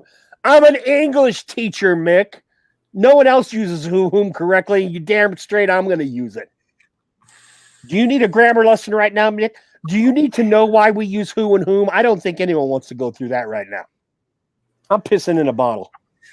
Oh, man. Clever and Hanyaker have knocked it out with the Christmas scent. Hanyaker smells amazing. Clever smells amazing. I don't want to buy a bunch of Christmas scents, but I feel like I'm going to have to get some Christmas scents. I don't know. Nice. I'm gonna have to get another one or two. I'm not even gonna do a video on it. I got a bunch of Halloween scents that I never did a video on. I had the Hitchhiker. Shit. I had the Frankenstein. I'm gonna film my one tomorrow. I know that. Ooh, Rob just used Bupkis like he practices fucking Hanukkah, and then down here, wait, Joe is pissing right now. You'll never know because I didn't bring the camera that low. But boy, I feel a lot better right now, James Pershing. And facts, I've had that experience with a couple owners. Pisses me plumb off. Can I tell you something, boys? If you haven't watched United Beards of America, Oklahoma, you don't know how pisses me plumb off fits unless you're fucking McMahon, dude. That is a phrase that fits in McMahon like a goddamn like retainer in your mouth, dude. I love pisses me plumb off. Who's going to drop a pisses me plumb off? Not too many. McMahon's ass from Oklahoma is going to drop that shit. And you need to watch the little United Beards of America to see why, because he is entertaining as shit. I'm from Oklahoma, son. Don't grammar better. Yeah, you're from Oklahoma. Okay, I'm just going to try and not let the liquor speak. Get coming home, you'd be up. Wait, well, that just happened. Yes, James, we just saw Joe piss in the bottle. No, you didn't see shit. But I did just piss in a bottle. No, don't worry. Pisses me the fuck off. Oh, man. I can't go much higher than that. Or you realize there ain't whiskey in that or bourbon in that bottle anymore. You finished the bottle? Not only did I finish the bottle, I started to refill the bottle, but I didn't want to turn the camera off and do that shit. Fuck, dude, it's beard therapy at 11:06. When did we go 11:06 anymore? This isn't last April. We haven't gone this late in a while, bro. In a while. That's right. I can't take a break to go to the bathroom. I got to do what I do. We now know Joe's whole face. Yeah, you might, Rob. Because I'm one of those guys that thinks a good piss is just as good as a good O face. You know, if you got that piss building up kind of high and hard, yeah, that's a good feeling, bro. Have you ever? All right, I'm gonna throw this out there. It's just something that, like, you know, I know it's a thing because people pay for this. Because I've heard that people pay for this. But have you ever had something inserted into your urethra? Oh! And then pulled out, but not too deep. Just like, you know, just the tip, JTT, just the tip. No. JTT, like we're texting this shit. Oh, JTT. Have you ever had that happen to you? No. And then have it pulled out? No. I'm going to be honest here, because I've drank in my 750 milliliters.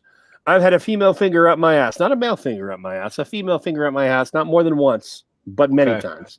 Okay. But I have never had shit up my urethra because that is not a passage zone, Johnny Grooms. The New Jersey Turnpike does not run through my urethra. No, definitely not a 100% passage zone. That is a No. one-way out zone, right? Right. But okay, I'm gonna throw this out there, right? Like, just casting it out there into the lake.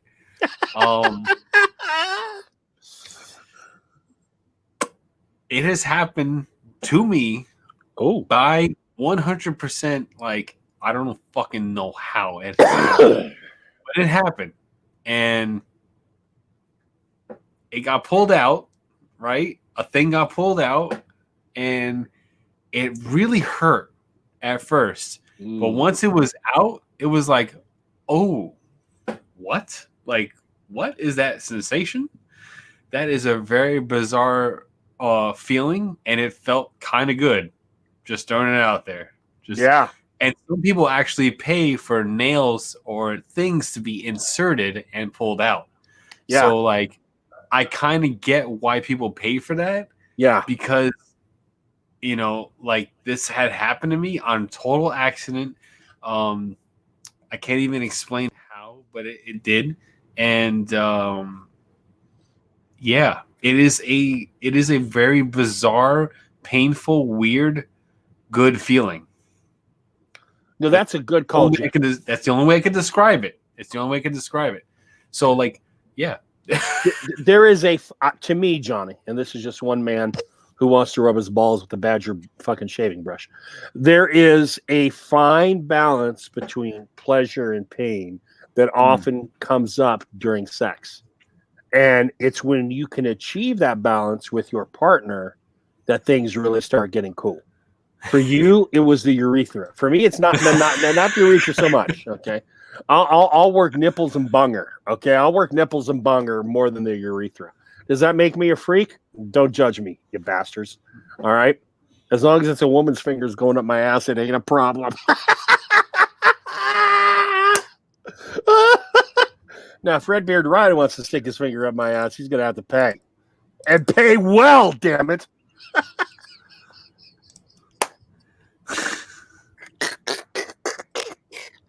Oh shit! We're about a half hour past closing time. This is great. I got some new followers on IG. This is awesome. I love you guys, man. This is great. You know, hey, that's funny you mentioned that because I never like hyping my own shit. I'm doing UBA again, and a large part of that is thanks to a couple of you dudes who really dug UBA, Rob Acker, James Pershing. I'm doing that shit again. Johnny Grooms, New Jersey, coming soon to a theater near you. I'm doing film shit again. I've had this kind of renaissance in producing content, but none of it is beer shit, really. But I love these dudes, dude. And I have had dudes just comment like, hey, blah, blah, blah, blah, blah. And then they get in here to Beard Therapy and, dude, Johnny, I know your thoughts are kind of split right now tonight, I think. You're hanging out with us, but you obviously have some more serious shit. But goddamn, do I love this show. And I love the fact that you and I have come together to produce this show for over a year. And shit, I hope we go a lot longer. I hope. That makes you a sick fuck, Joe. Josh? Okay. Oh, wait, hold on, Johnny. Hold on. Let me deal with Josh. And then Josh, I may be a sick fuck. Okay, no, I'm not going to do that. Johnny, what were you going to say? I'm not going to go. No, I genuinely love this show. I do. I love the crowd. There's a good 20 of you guys that are on here all the time, always faithful. Yep. Hashtag anal. Hashtag anal, brother. Yep. Right. But to answer Ryan's question, no, I have never had that. I'm gonna have to talk to wife about getting a tongue piercing. So. No, Ryan. I haven't had that experience, and that sounds like something that I would be into. I think, Ryan, some of us are too old. You know, when that shit became more in vogue, some of us would have to be younger. Oh, are you thumbs up in Rob Acker's pussy right now, dude? All right, God damn it, you guys want to call me out. Just said it. Let me look at what the fuck Josh Rick said again. God damn. What did Josh Rick said? That makes you a sick fuck, Joe. What are we talking about? All right, can we know that? Okay, Josh, I have no fucking clue what you're talking about. Here's what I'm going to say, Josh. And hopefully you've been drinking as much as I have. And based on your previous appearances, I'm going to say you have. Here's what I'm talking about, Josh Ricks. When you come into Beard Therapy, you got to talk. You cannot stand there like Thor's fucking bodyguard, brother. Okay? You have got to bring the shit for the community. If you were just sitting here like a pretty face with a really gorgeous beard, which I'm going to tell you, dude, you have a nice beard and you have a beard length that I will never achieve. I'm going to give you that. But Johnny and I can do this. And as much as Johnny can do this, I can do this. All right. Yeah. If you're going to come on here, you got to talk. You can't just sit there and be the guy who's guarding the restroom while Thor rapes a bitch in the fucking men's room. Okay. So here is the final discussion, Josh. Although I don't have any say-so over this because Johnny, Johnny's in control of this shit. But if you want to come on Beard Therapy again, if we are there to offer you the Beard Therapy kick-assness, you got to find your voice, bro. You got to find your voice, and you got to find good-ass internet so that you're not cutting off all the time. Because dudes here can only look at long beard for so much because whoever's beard, it's like a dick.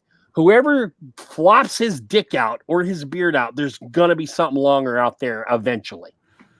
I'm trying to bring a fucking dude on who has ice armor on his beard. Yeah.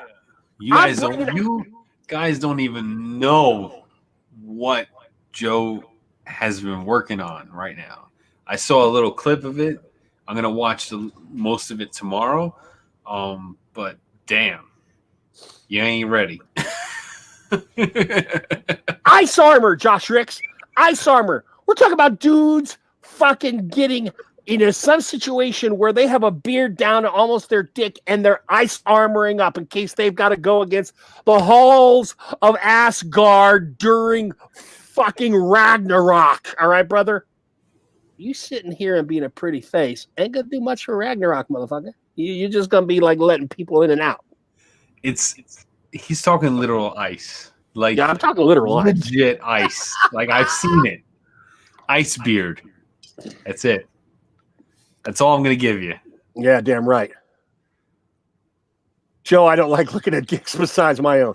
Well, Josh, let me tell you something. As a fat man who can't see his dick and who hasn't seen his dick in about 20 years, sometimes it's nice to look at another man's dick just to remind you what you could be brocking. All right? When you as fat as I am, it's sometimes a nice reminder. I don't like to look at other man's dicks. just want to put that out there. Look, I'm not hunting other man's dicks, but if I got sniped, if I got ninja'd like McMahon did, and they're like, "Hey, buddy, you've got a great beard," and then a fucking baby arm is out there, I would be like, "Well, goddamn, dude, well done on your genetics and your fucking baby arm." But really, I was here to admire your beard. I didn't need the 10-inch cock photo to just reinforce that shit. All right, Rob but that's me. Rob said, "No dicks, please." Yeah, Rob does not want the dicks. Who is still in this chat? Who is crazy enough to be in this chat?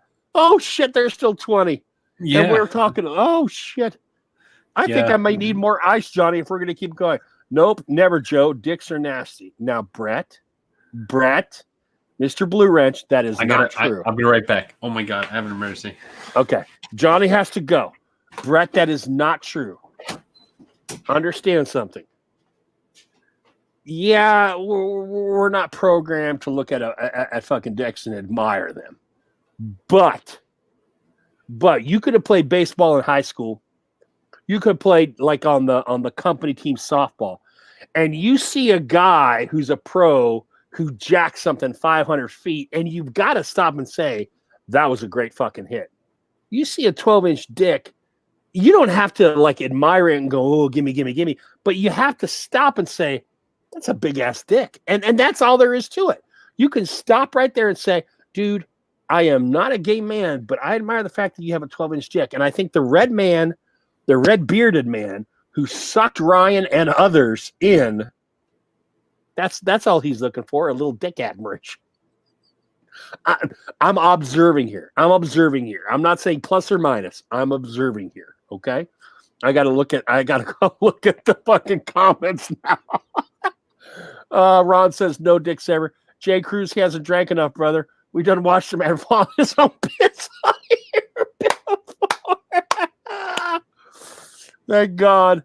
I'm fat too, James, and I do not want to look at any dicks at all. Yeah, I don't want to look at dicks, but if one is thrust onto me in a DM, as it appears was done with McMahon, if one is literally thrust upon me, peeking out of the hairs of a beard, what can you do, boys? You're not looking for it, but it's coming out at you. What can you do? Jay Cruz, no lies, brother. LOL, Joe, what in the hell? I bet I get a prosthetic and become a god. You're going to wear that Dirk Diggler, Rob Acker. Oh, he meat flashed his shit. Oh, Mick, that is the term. Okay. Meat flashed.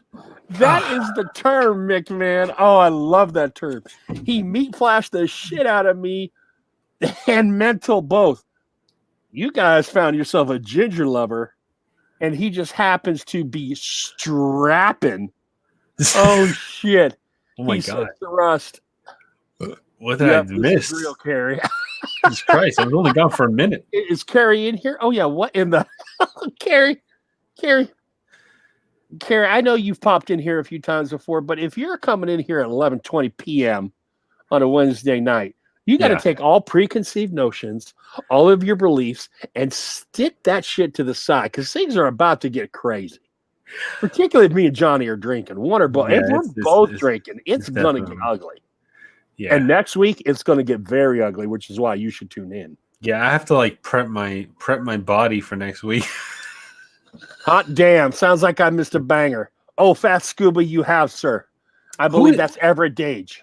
That is Everett Dage. Okay. Yeah. Okay. All right. That's who. Yeah. Everett Dage. We're on the wrap up. I don't know if that means we're quitting in 10 minutes or an hour and a half, but it's been a good show. The bottom of his beard. I couldn't do anything but look. I couldn't help it. You're damn right, Mick. You can't help it. it doesn't make you gay to look. It makes you curious. And there's nothing wrong with curiosity. Your eyes are already trained towards the bottom of his beard. Yeah, because Mick just wants to say fuck, dude, because Mick's got a nice beard. Mick just wants to say fuck, dude. That's a nice. Wait a second. Wait a fucking second. I'm getting some skin tone clash here. Wait, what's happening? What's happening? I'm just reading the comments, JG. I mean, who doesn't size up a beard when they see it? Just so happen to have a dick pointing out of it. Like this. Oh my God. So here's what Mick is doing. 2 inches, 4 inches, 6 inches in. And then the cock points out of that thing like the Kraken. All right, Brett B. I know you don't want to, brother. Thanks you for sticking as long as you can. All right, the man. base Yeah. of a huge penis. Have a good night. Have a good night, man. If you're trapped, there's not much you can do, Mick. Let's see. I would do anything for look. I couldn't help it. My eyes are already trained towards the fox. Rob, if you had this, wouldn't be a topic. Yeah, that's a fact. Wait, are we talking about like big beard, big peen? Yes. We're talking about the guy who trapped Mick into looking at his cock. Oh yeah, I heard about that. Yeah. Come look at my beard, little girl. Oh, that is messed up. That is so fucked up. Yeah. God damn, that's fucked up. Probably look like Cousin Itch trying to do the helicopter thing. I don't know, Camo. I don't know what the fuck I look like. All I know is that Mick saw it and I didn't. And that's an image Mick is going to take to his grave, and I will not. You know why? Because I'm not a redhead, and this guy seems to prey on redheads. Ryan, that's so weird, man. Ryan Crozier. Yeah, I got it right, Ryan. You know what? Watch out, motherfucker. What's funny is that, like, all right. I'm not gonna go. I don't know how to say this, but like, it's not like McMahon has those like boyish good looks where like a man would be like, you know what, like I'm gonna show this guy my junk because like I think he looks attractive, you know, like he's a regular looking guy, you know. It's like, you know, it's just weird. That's really fucking weird, man. But let me tell you, McMahon is the Midwest Rob Acker in this sense. Okay, in this sense, he's a straight shooter. He's got a nice beard on him. He's got that little bit of twang to his voice. Now, Rob Acker, of course, has more hair in his head than McMahon does. Yeah.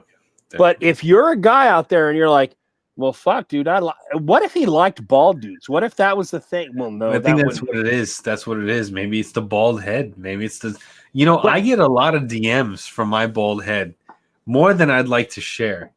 And like, you know, I let him down gently. I let him know that I'm not that way and all that stuff. And I appreciate the love, of course, and all that stuff and everything like that. But like, you know, I'm just not that way, you know. I'm waiting for one that wants like underwear over the mail, and I will gladly send them a pair of my briefs for $20, like no problem, or a pair of my socks for $20 because like that is a thing.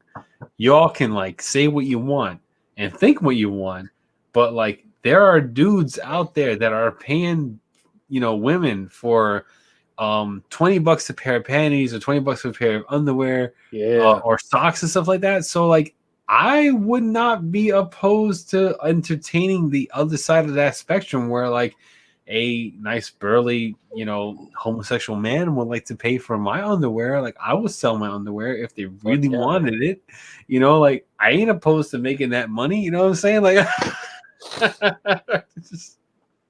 just want to, I'm just throwing that out there. You know, I'm just throwing that out there. Like I'm open for business. There is merch. There is merch to be shipped. Just saying. And let me say, to piggyback on what Johnny's saying, I have been in an Instagram live where I have seen dudes hit on Johnny Grooms. All right? Yeah. And I have told Johnny Grooms in DMs, make that money, motherfucker. It don't matter. You got your wife. You're fine. You're secure. Yeah, I'm 100%. Yep. You know? Like, I'm there. They want used blades that touch his head.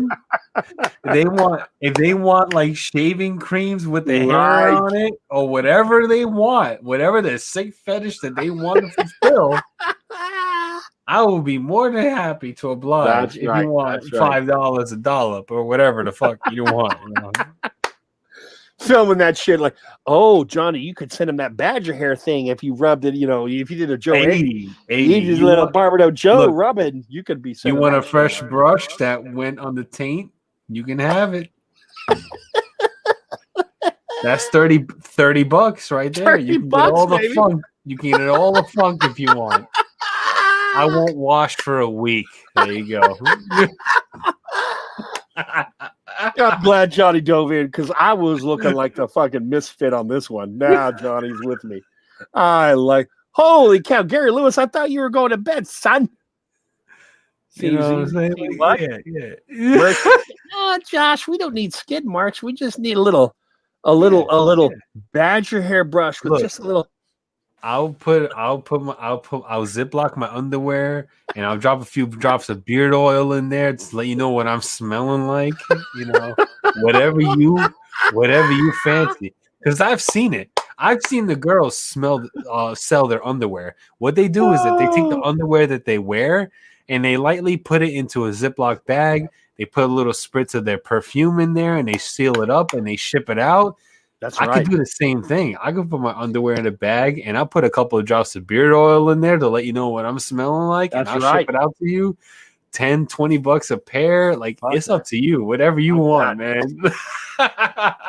Johnny Grooms does not have a day job right now. Whatever Johnny Grooms needs to use to make money, I support that shit.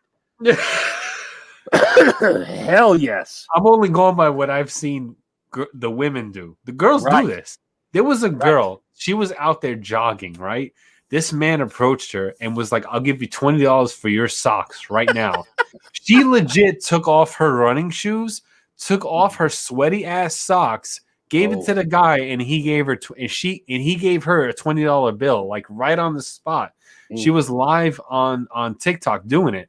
And the guy gave her the $20 and she sold her sweaty socks for $20. I mean, $20 is $20. You want my sweaty ass underwear, sweaty socks for $20? I'll send it to you. There ain't no shame in this game. That's almost a meal. That's almost a dinner. Fast food. Right, man. Shit. Define Beard Company, the Johnny Grooms starter pack. I love that. I wish I could send Define some beard oil because that is some funny ass shit right there. The Johnny Grooms starter pack. I'm gonna go back and watch the first show just to see how far we've come. Why can't my entire point with this whole joke? My entire point with this whole joke is like, why can't men do what the women are doing? Right.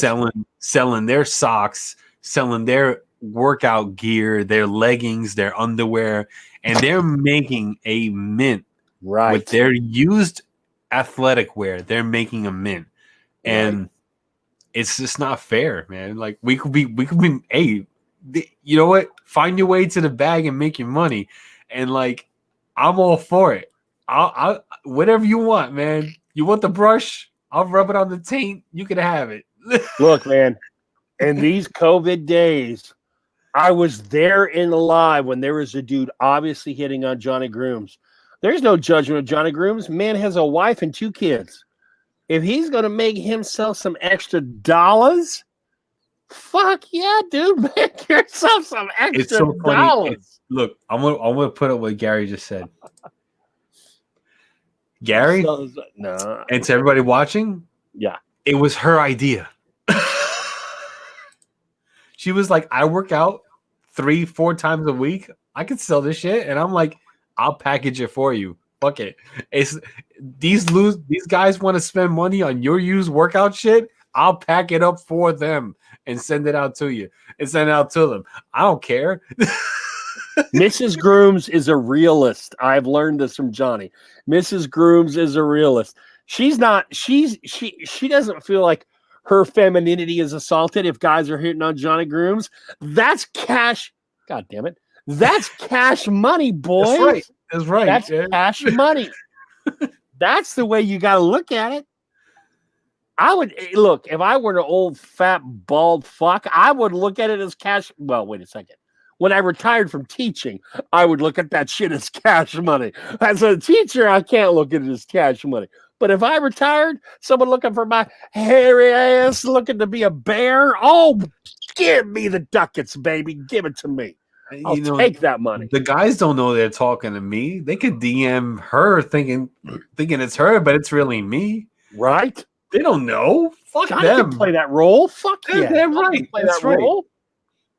I Who can knows fucking- Johnny's wife better than Johnny Grooms? That's right. He could I be can like, I can "Oh, talk. yeah." Look, I could talk like her. I could, all that stuff, man. I I've been love with the her. Burger King Impossible Burger. I've been with her for fucking 17 years, 16, 17 years. It feels like 50. But yeah, like I can totally pull off anything she would say. And Hell I yeah. could run that whole thing, and these assholes won't fucking know the difference. No, Yeah, well, they think they're talking to a chick. They ain't talking to a chick. They're talking to this asshole right that's here. right. And Johnny Grooms has an attractive wife. Johnny Grooms could lay that fish hook out there and reel that shit in. Yeah, Mrs. Grooms is an attractive lady. All right. We've talked about it. I was like, "What do you think?" And she's like, "Yeah, fuck it, I don't care." And I'm like, it's weird because like she's not 100% on board with like the beard stuff, but when it comes to like her being center stage, it's like yeah, 100%. But it is what it is. It's money, motherfucker. That's right. all That's what it is, man. It's Right. it's an extra stream of income. We don't care. Yep. I got no Oh, shame. yeah. I got no shame either. I love it. Oh, what's Shark up? in the house. What's up, up, Mo? Shark? How you doing, Good Mo? morning, fellas. Mo's coming in. Mo, you should be asleep. Oh, I don't know what time he starts work. It's 11:30. I don't know where does he live again? He's Georgia. He's on our time.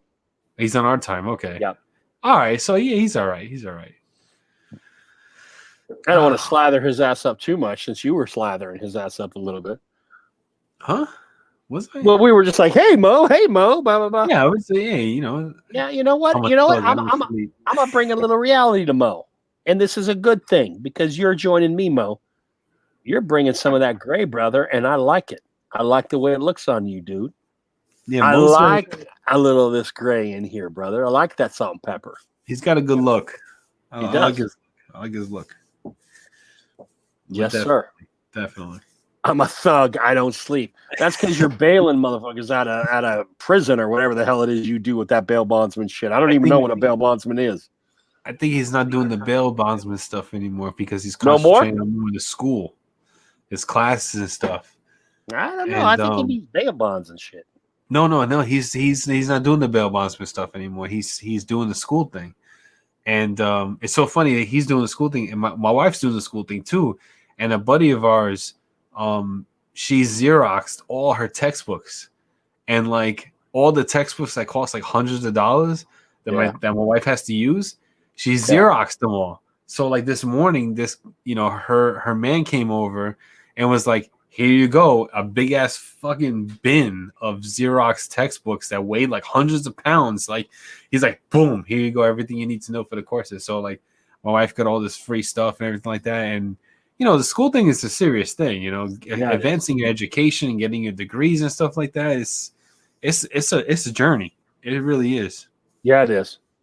Well, okay. So Mo, I know you accepted the baldness because trust it from a guy who was balding in his early 20s. That's cool. He says it took about a full year to embrace the gray, but I like it now. You're damn straight. So here's the thing about gray, Mo. Now this comes from a gray man. I'm holding on to it.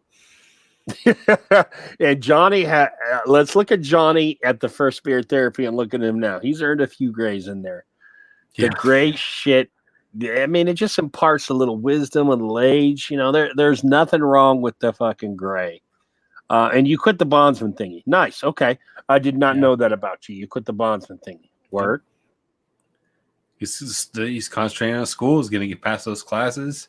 Yeah. I'm not 100% sure what his degree is going to be in. I think it's business. I thought it was criminology. I thought he was going for something a little like that, but you might be right, Johnny Grooms. It might be business. Yeah, I don't see the bearded shark as being Batman. That's criminology. Well, he could be Robin. He could be Batman, but he could be the fucking Robin of the South right there, boys. Oh shit! Clever in the house. Oh, clever, man. Clever, you dialing in 11:35. You know we're an hour past our due date. Johnny Grooms has done an unboxing and a first impression of your Silent Night. Johnny Grooms, I'm handing it over to you. Oh man, amazing scent. You guys did an awesome job with this Silent Night. Man, I love this scent. This is like, man, it smells so damn good. I know there's a little bit of apple or something in here. Something desserty. Desserty, I like that. Desserty, like dessert type. You know, it definitely smells like Christmas Eve with the family and stuff like that. Something baking in the oven, like, you know, like, man, that's good stuff. It really is. You guys made. Tyson says he has it in beard right now, Johnny. It's such a good scent. I have to wear it tomorrow. I definitely have to wear it tomorrow because I've been wearing the Hanyaker Snowblind, which is like an awesome fucking Christmas scent right here. But this, like, whew, I can't even place it as like who's better or anything like that. And Joe's showing his belly, so that's there happening. We go. Yeah, he's doing the belly dance right there. So, but yeah, this Silent Night, you guys did an amazing job. Freaking love it. Freaking love it. So oh, man. I'm getting like a fruity. Let's see, fruity, musky, woodsy.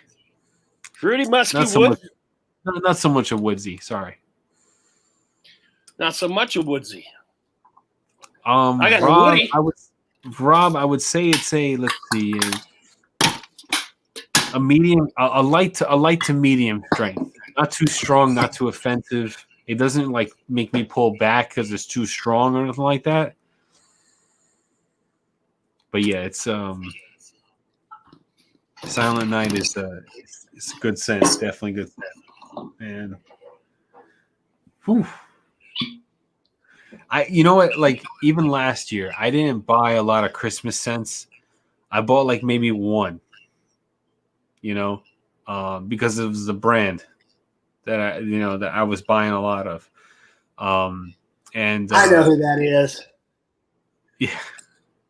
And I really liked the scent, and it just so happened to be a Mo scent, and it was a chocolate minty, you know, really just.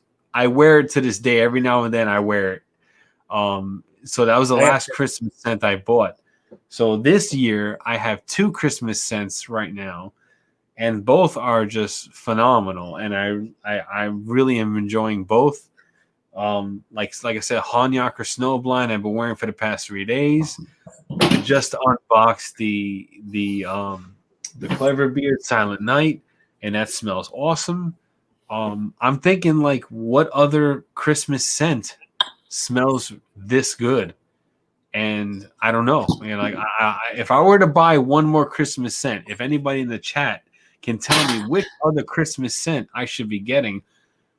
I already have Hanyaker and I already have Clever. So if there's another Christmas scent that I'm missing out of that you had last year, you know, or something new come out, let me know. Because I would need a third or a fourth to pick out my favorite Christmas scent.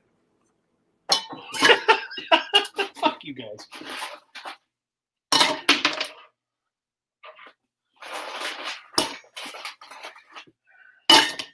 I could give you dead screen, or I could give you Three Kings by Beard Guys. What? No Beard Guys. Get that Beard Guys out of here. Who suggested Beard Guys? Christmas by Detroit, Jack Frost by Fable, Silent Night by Clever is our most favorite right now. I may get that Christmas from Detroit. I may get it. I was also looking at I think Brothers Groom. Does Brothers Groom have a Christmas scent also? Fuck Detroit Groom. I mean, no offense, but fuck Detroit Groom. Gary's saying Black Crown. All right, I saw. Yeah, Black Crown is out there. Yeah, Well, of yeah. course, Gary's gonna say Black Crown.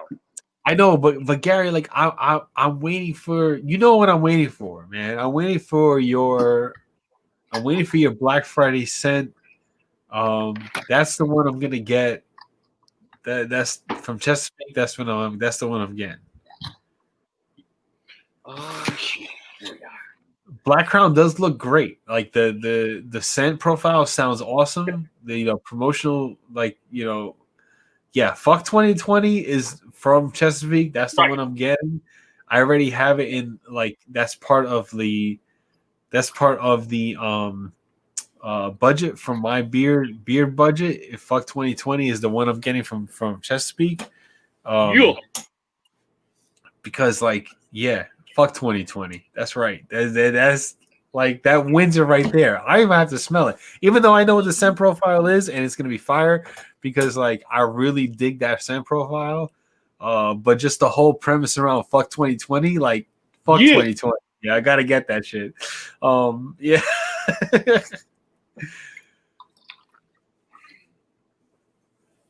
Yeah, okay, can it strip? Yeah, Brothers Groom has a peppermint vanilla. That's right. Yeah. Mo, you're right. The candy stripe. So there's a lot of seasonal Christmas scents, and I try to not, because I start spending, I start buying, and then oh shit, my collection grows another 10 to 20 if I start buying all the seasonal scents every season.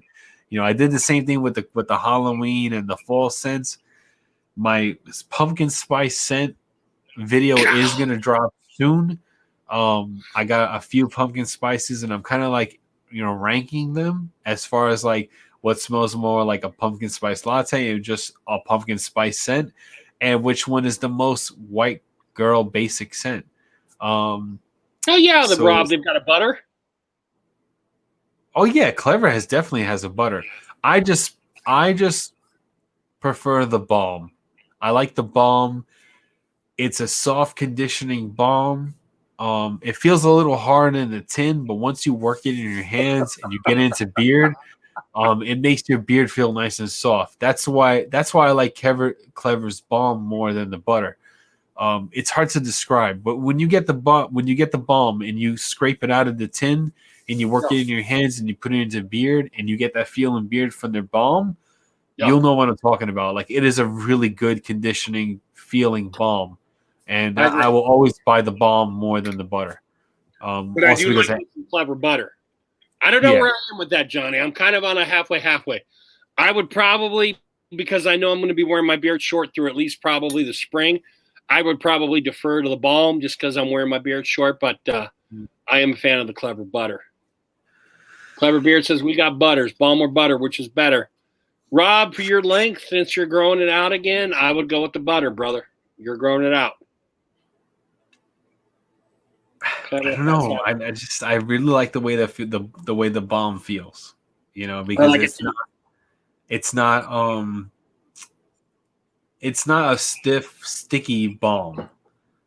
I feel like if when you scrape enough out of it and you work it into your hands, it really is that nice conditioning balm. It's a poured butter, so Rob. It's not a whipped butter. It's a poured butter, unless Clever has changed shit up on me. It's a poured butter. I've got the balm in America, the Beardiful, and I've got the butter in the Captain, the Seafarer, the whatever the hell his name is that's out there in the salty sea. And I'm a fan of both. So wait, let me get You limited supply cats are killing me. Shit, Silent Height is sold. So this is that Chesapeake or Clever? This is the balm for Clever right here, right? It's got that green. It's got the green. That's how it comes out right there, right? You put in the hand and it melts down quick. Just nice and clear. Yeah. Even though it's tinted green, and it's a soft conditioning balm. Yeah. And just man. It's a good feel. It's a great balm. It's not a high hold balm. Like I said, it's a condition. I when I melt it down and I use it, it's like a conditioning balm. my beard feels nice and light. I can move it around. Yeah. The flyaways are held down at the same time. Yeah. The scent is nice and strong. That's why I like it more than the butter. I mean, that's just me. But like for real, like it's a great balm. And Ryan, I mentioned this early tonight. I don't know about the other scents, but if you got some America the Beautiful right when it was released, the balm may start getting a little shaky as far as the scent goes. But Ryan has assured me that the tweak on the early America the Beautiful has played out on other scents, so you should be good, because remember they use that hemp. That hemp oil is a big part of their balm, and it gives it that green coloring, and it is a huge part of their base for their balm. Yep, there it is. As Johnny is showing. It's the hemp butter. Yep. The hemp oil makes that tint of green right there. My beard really responds to the hemp butter or hemp oil. Either one. Hemp really works really good in my beard. Case in point, like I use Clever and I use Chronic, which has a lot of hemp in it, and my beard just becomes like super soft using those products. So I like the hemp. My beard, I should say, likes the hemp as well. But I remember over a year ago, Barbudo with Adam told me he really doused his shit in fragrance because the hemp oil is so strong. He said it smelled like kind of like a bit of rotting bacon to him, and he wanted to nullify that shit. So because he uses, I would assume, I haven't talked to Adam about it, but I would assume based on discussions about the smell of the hemp oil, that hemp oil is a big part of the Barbudo beard oil, and perhaps similar to the Clever. You know, that hemp oil can come up and maybe bite you in the ass a little bit, and you got to maybe perhaps add a little more fragrance than you would to other oils that you would be using in there as a result of that hemp.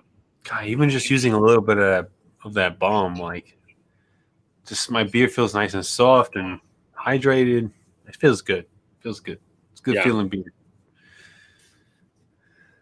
Yeah, balm is better. Yeah, balm is better than the butter. Well, that's what I say. To me, Tyson, to me, it's a length thing. If I were growing a longer beard, I would probably prefer the butter. Also, it's a climate thing. If I'm living in Georgia, Mississippi, Alabama, Florida, I'm working with butter as opposed to balm, because chances are that balm and that heat is going to melt the fuck off my face.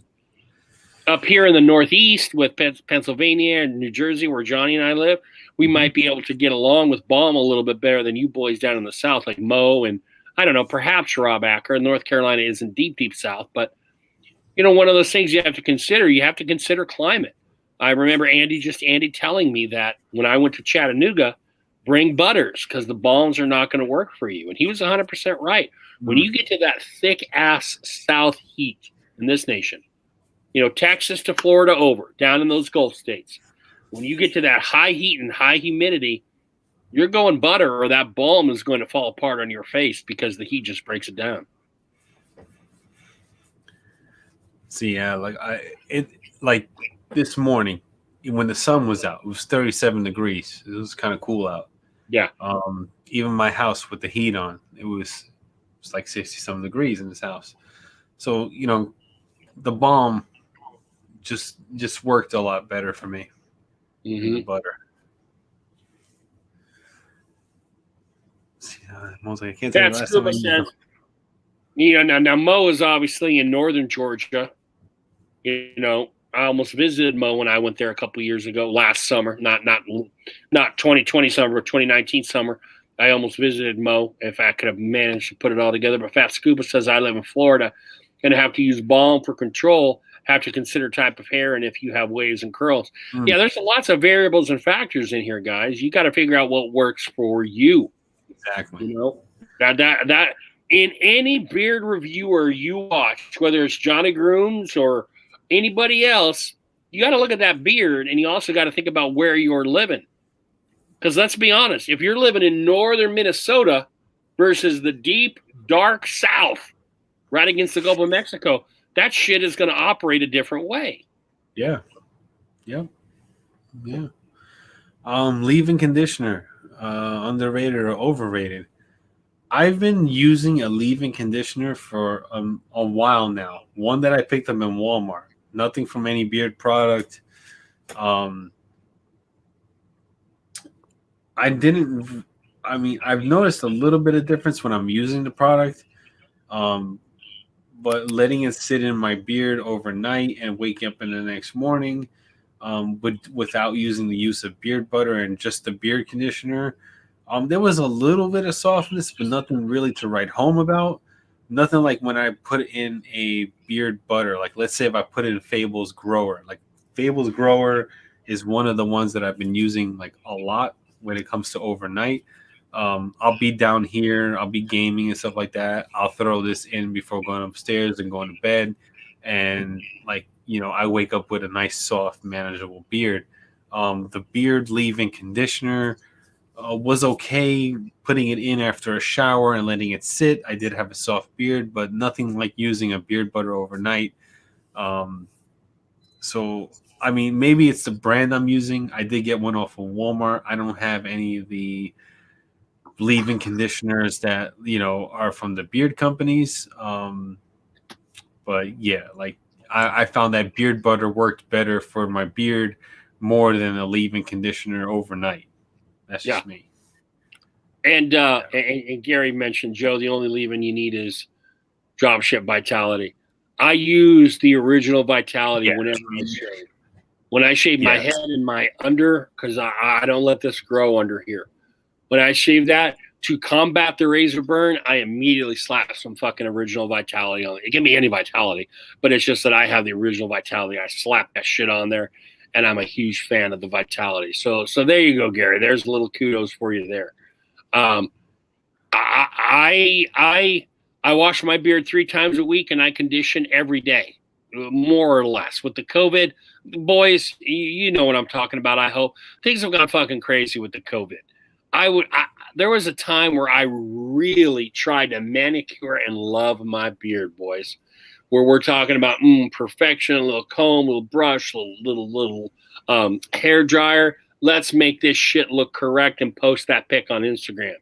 As a teacher, where I'm wearing a mask, it just doesn't fucking bother me. The beard is so low down on my list, but when I want to take care of that thing, because you still got to take care of it daily or every other daily, you're thinking of co-wash, you're thinking of shampoo. I'm still every other day and co-wash, and I'm not afraid to say it just because Gary Lewis is in this fucking thing. If you have not tried fucking the beard Vitality, you're not playing with the full deck, boys. You're missing kings and aces, boys, because the beard Vitality will knock your dick in the dirt as far as making your co-wash soft. You want to talk about conditioning shit, and I love it. I'll try a bunch of different washes, but I'm going to the beard Vitality when it comes to am I right, Johnny? The Vitality, is that what I'm talking about? Yeah, Vitality is definitely works. In my beard, I have it in my bathroom. So like, when I'm not gonna throw in oil or butter or whatever, I'll after I finish brushing my teeth, just before going to bed, I'll slap in just a fingernail's worth of Vitality, like just spreads out into the beard, and I wake up, with a great feeling beard, especially when if it's a conditioning day and I use the Ultra. I do an ultra condition. I do an ultra Vitality, like 1-2 punch. I call it to my beard, and it's just a great soft feeling beard. When it comes, Mo says a leave-in conditioner is just a waste of money. I've never worked with a leave-in conditioner, Mo. Yeah, I've been using a leave-in conditioner, and I've slowly am realizing it's not great for beard.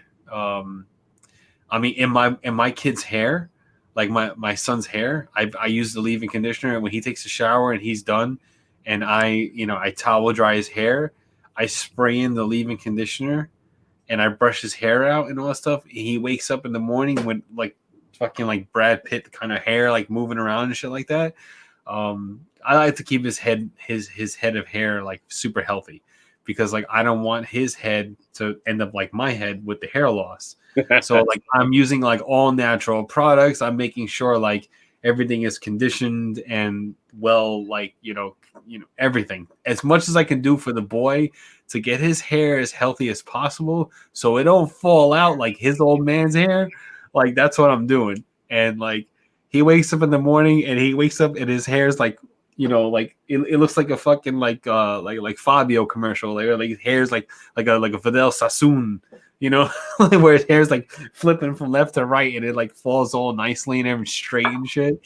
And yeah, that's what I've been doing. And like I use it in my beard, but it didn't really work as a great leave-in conditioner. But yeah, for my beard, I've been using the Ultra is the only conditioner I have right now. Ultra and Vitality is what I use to make my beard on conditioning nights. Like when I'm gonna wash and condition, I use those two as a combo for my beard to get it like right. And then like that. I'm using the Ultra every day because I find, I throw in a beard oil and a matching balm or a neutral balm / butter, depending what I choose that day. But the mask is going to fuck everything up. And even though I'm only in school for a short amount of time compared to my colleagues, the mask fucks everything up. So I figure the best conditioning I can give my beard is in the shower, because the mask is going to work that shit up. So, I'm with the Ultra. I'm totally down with the Ultra and the Vitality. I am. Yeah. I have to get more because that's all I have. I have to buy more to see, but right now like I just don't need to buy more because it works for my beard. So yeah, if I were to buy more, it literally is just to test out and to see how's it gonna happen. Yeah, the mask beard it sucks, especially when I go shopping and stuff, and I finish with the mask and I take it off my face and I throw it off to the side, because literally that's how I feel like I don't want it on my face. Like no one wants the mask on their face. It fucking sucks to wear one. Yeah. But unfortunately, like the way things are, you gotta wear it. So like, when I throw it off, I'm like immediately starting to brush my beard. People in the parking lot are looking at me like all crazy, like what the fuck is this guy doing? And I'm like, I'm brushing my fucking beard. Like, leave me the fuck alone, I get all these looks and shit. I start brushing the beard and get it all right, because I'm in the car. I'm gonna go right home anyway. So, but yeah, the mask definitely sucks, and I hate it. And some scents work and some scents don't. And I have a few scents that don't work in the mask. Yeah. But over time they do work. You just have to let them air out a little bit because they're a little strong in the fragrance. Because you got to remember, you're entrapping essential oils into the mask and fragrance oils into the mask. So if you're huffing that, like huff essential oils and stuff like that, it's gonna affect your senses. It affects my senses. So like that's why I included it in my reviews. But yeah.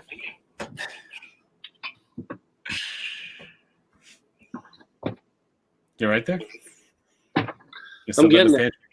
You still in the pantry? My dad has 2 of those in the garage where he keeps his car care products, and he has a padlock on each one. Because like when you buy stuff like Chemical Guys, where like it costs like a fucking like $45 a bottle for nano wax and shit, like you don't want anybody touching it, so you lock it up. And that's the same thing. Like I have a cabinet in my garage that has my car care products that I don't let my wife touch, and I lock it up also. Because like I don't want her grabbing my fucking like $45, $50, washes and stuff like that and putting it on her car and not using it correctly. Yeah. I use spray paint in my mask to huff, says Eric Kennedy. Oh man. Well, man, we've been on for like almost Yeah, 4 we hours. have. Gee, and We're on I, 3.5 hours. I'm a little tired. I'm a little tired. I finished my 3rd pint. 3 pints in. Joe's taking off the shirt. yeah. I'm feeling a little tired. Anybody who's come in the last half hour, I apologize for the incoherent rambling. But it's been about 3.5 hours. I mean, you can't expect A material right now. You know, I'm sorry. Yeah. Come back next week when we're fresh and feeling a little sprightly. Oh, the beer is warm. It doesn't taste good. JG, I think I'm ready. Yeah, I think I'm ready to. I gotta go to bed. I'm tired. Who knows what tomorrow will bring? Yeah, I am sauce scary. You're right. I'm fucked. I gotta Oh. teach tomorrow. Who knows what today will bring? Because it's already midnight. It is today, So it is today. bitches. Today. Thank you all for sticking with us. 17 people are watching. Joe is disrobed. Yeah, He's damn straight. shirt off. Yeah, I'm hot. I've taken my pants off. You just can't see it because I'm from the neck up. I know how to be a little bit. I know how to be a little bit discreet. So yeah, and love you guys. Of course, every Wednesday, this channel, same time. I appreciate y'all and your kind thoughts and your prayers and everything like that. We'll see you next Wednesday. Any closing thoughts, Joe? Anything you want to say to the people out there? Hella Fat and James Pershing next Wednesday. Hella Fat, James Pershing. Definitely prepare your liver. Oh shit, yeah. Just saying that. You know, take a couple of days, eat clean, drink a lot of water. Bring your bourbons, bring your scotches. I'll be bringing. Yeah. I'm bringing it next week. And hopefully everything is everything. You know, hopefully everything is everything next week. And I'll see y'all then. And we'll see you then. Good night, remember to take care of yourself and each other. That's what I always say in all my videos. So fuck it, why not? All right. Good night, everyone. Deuces.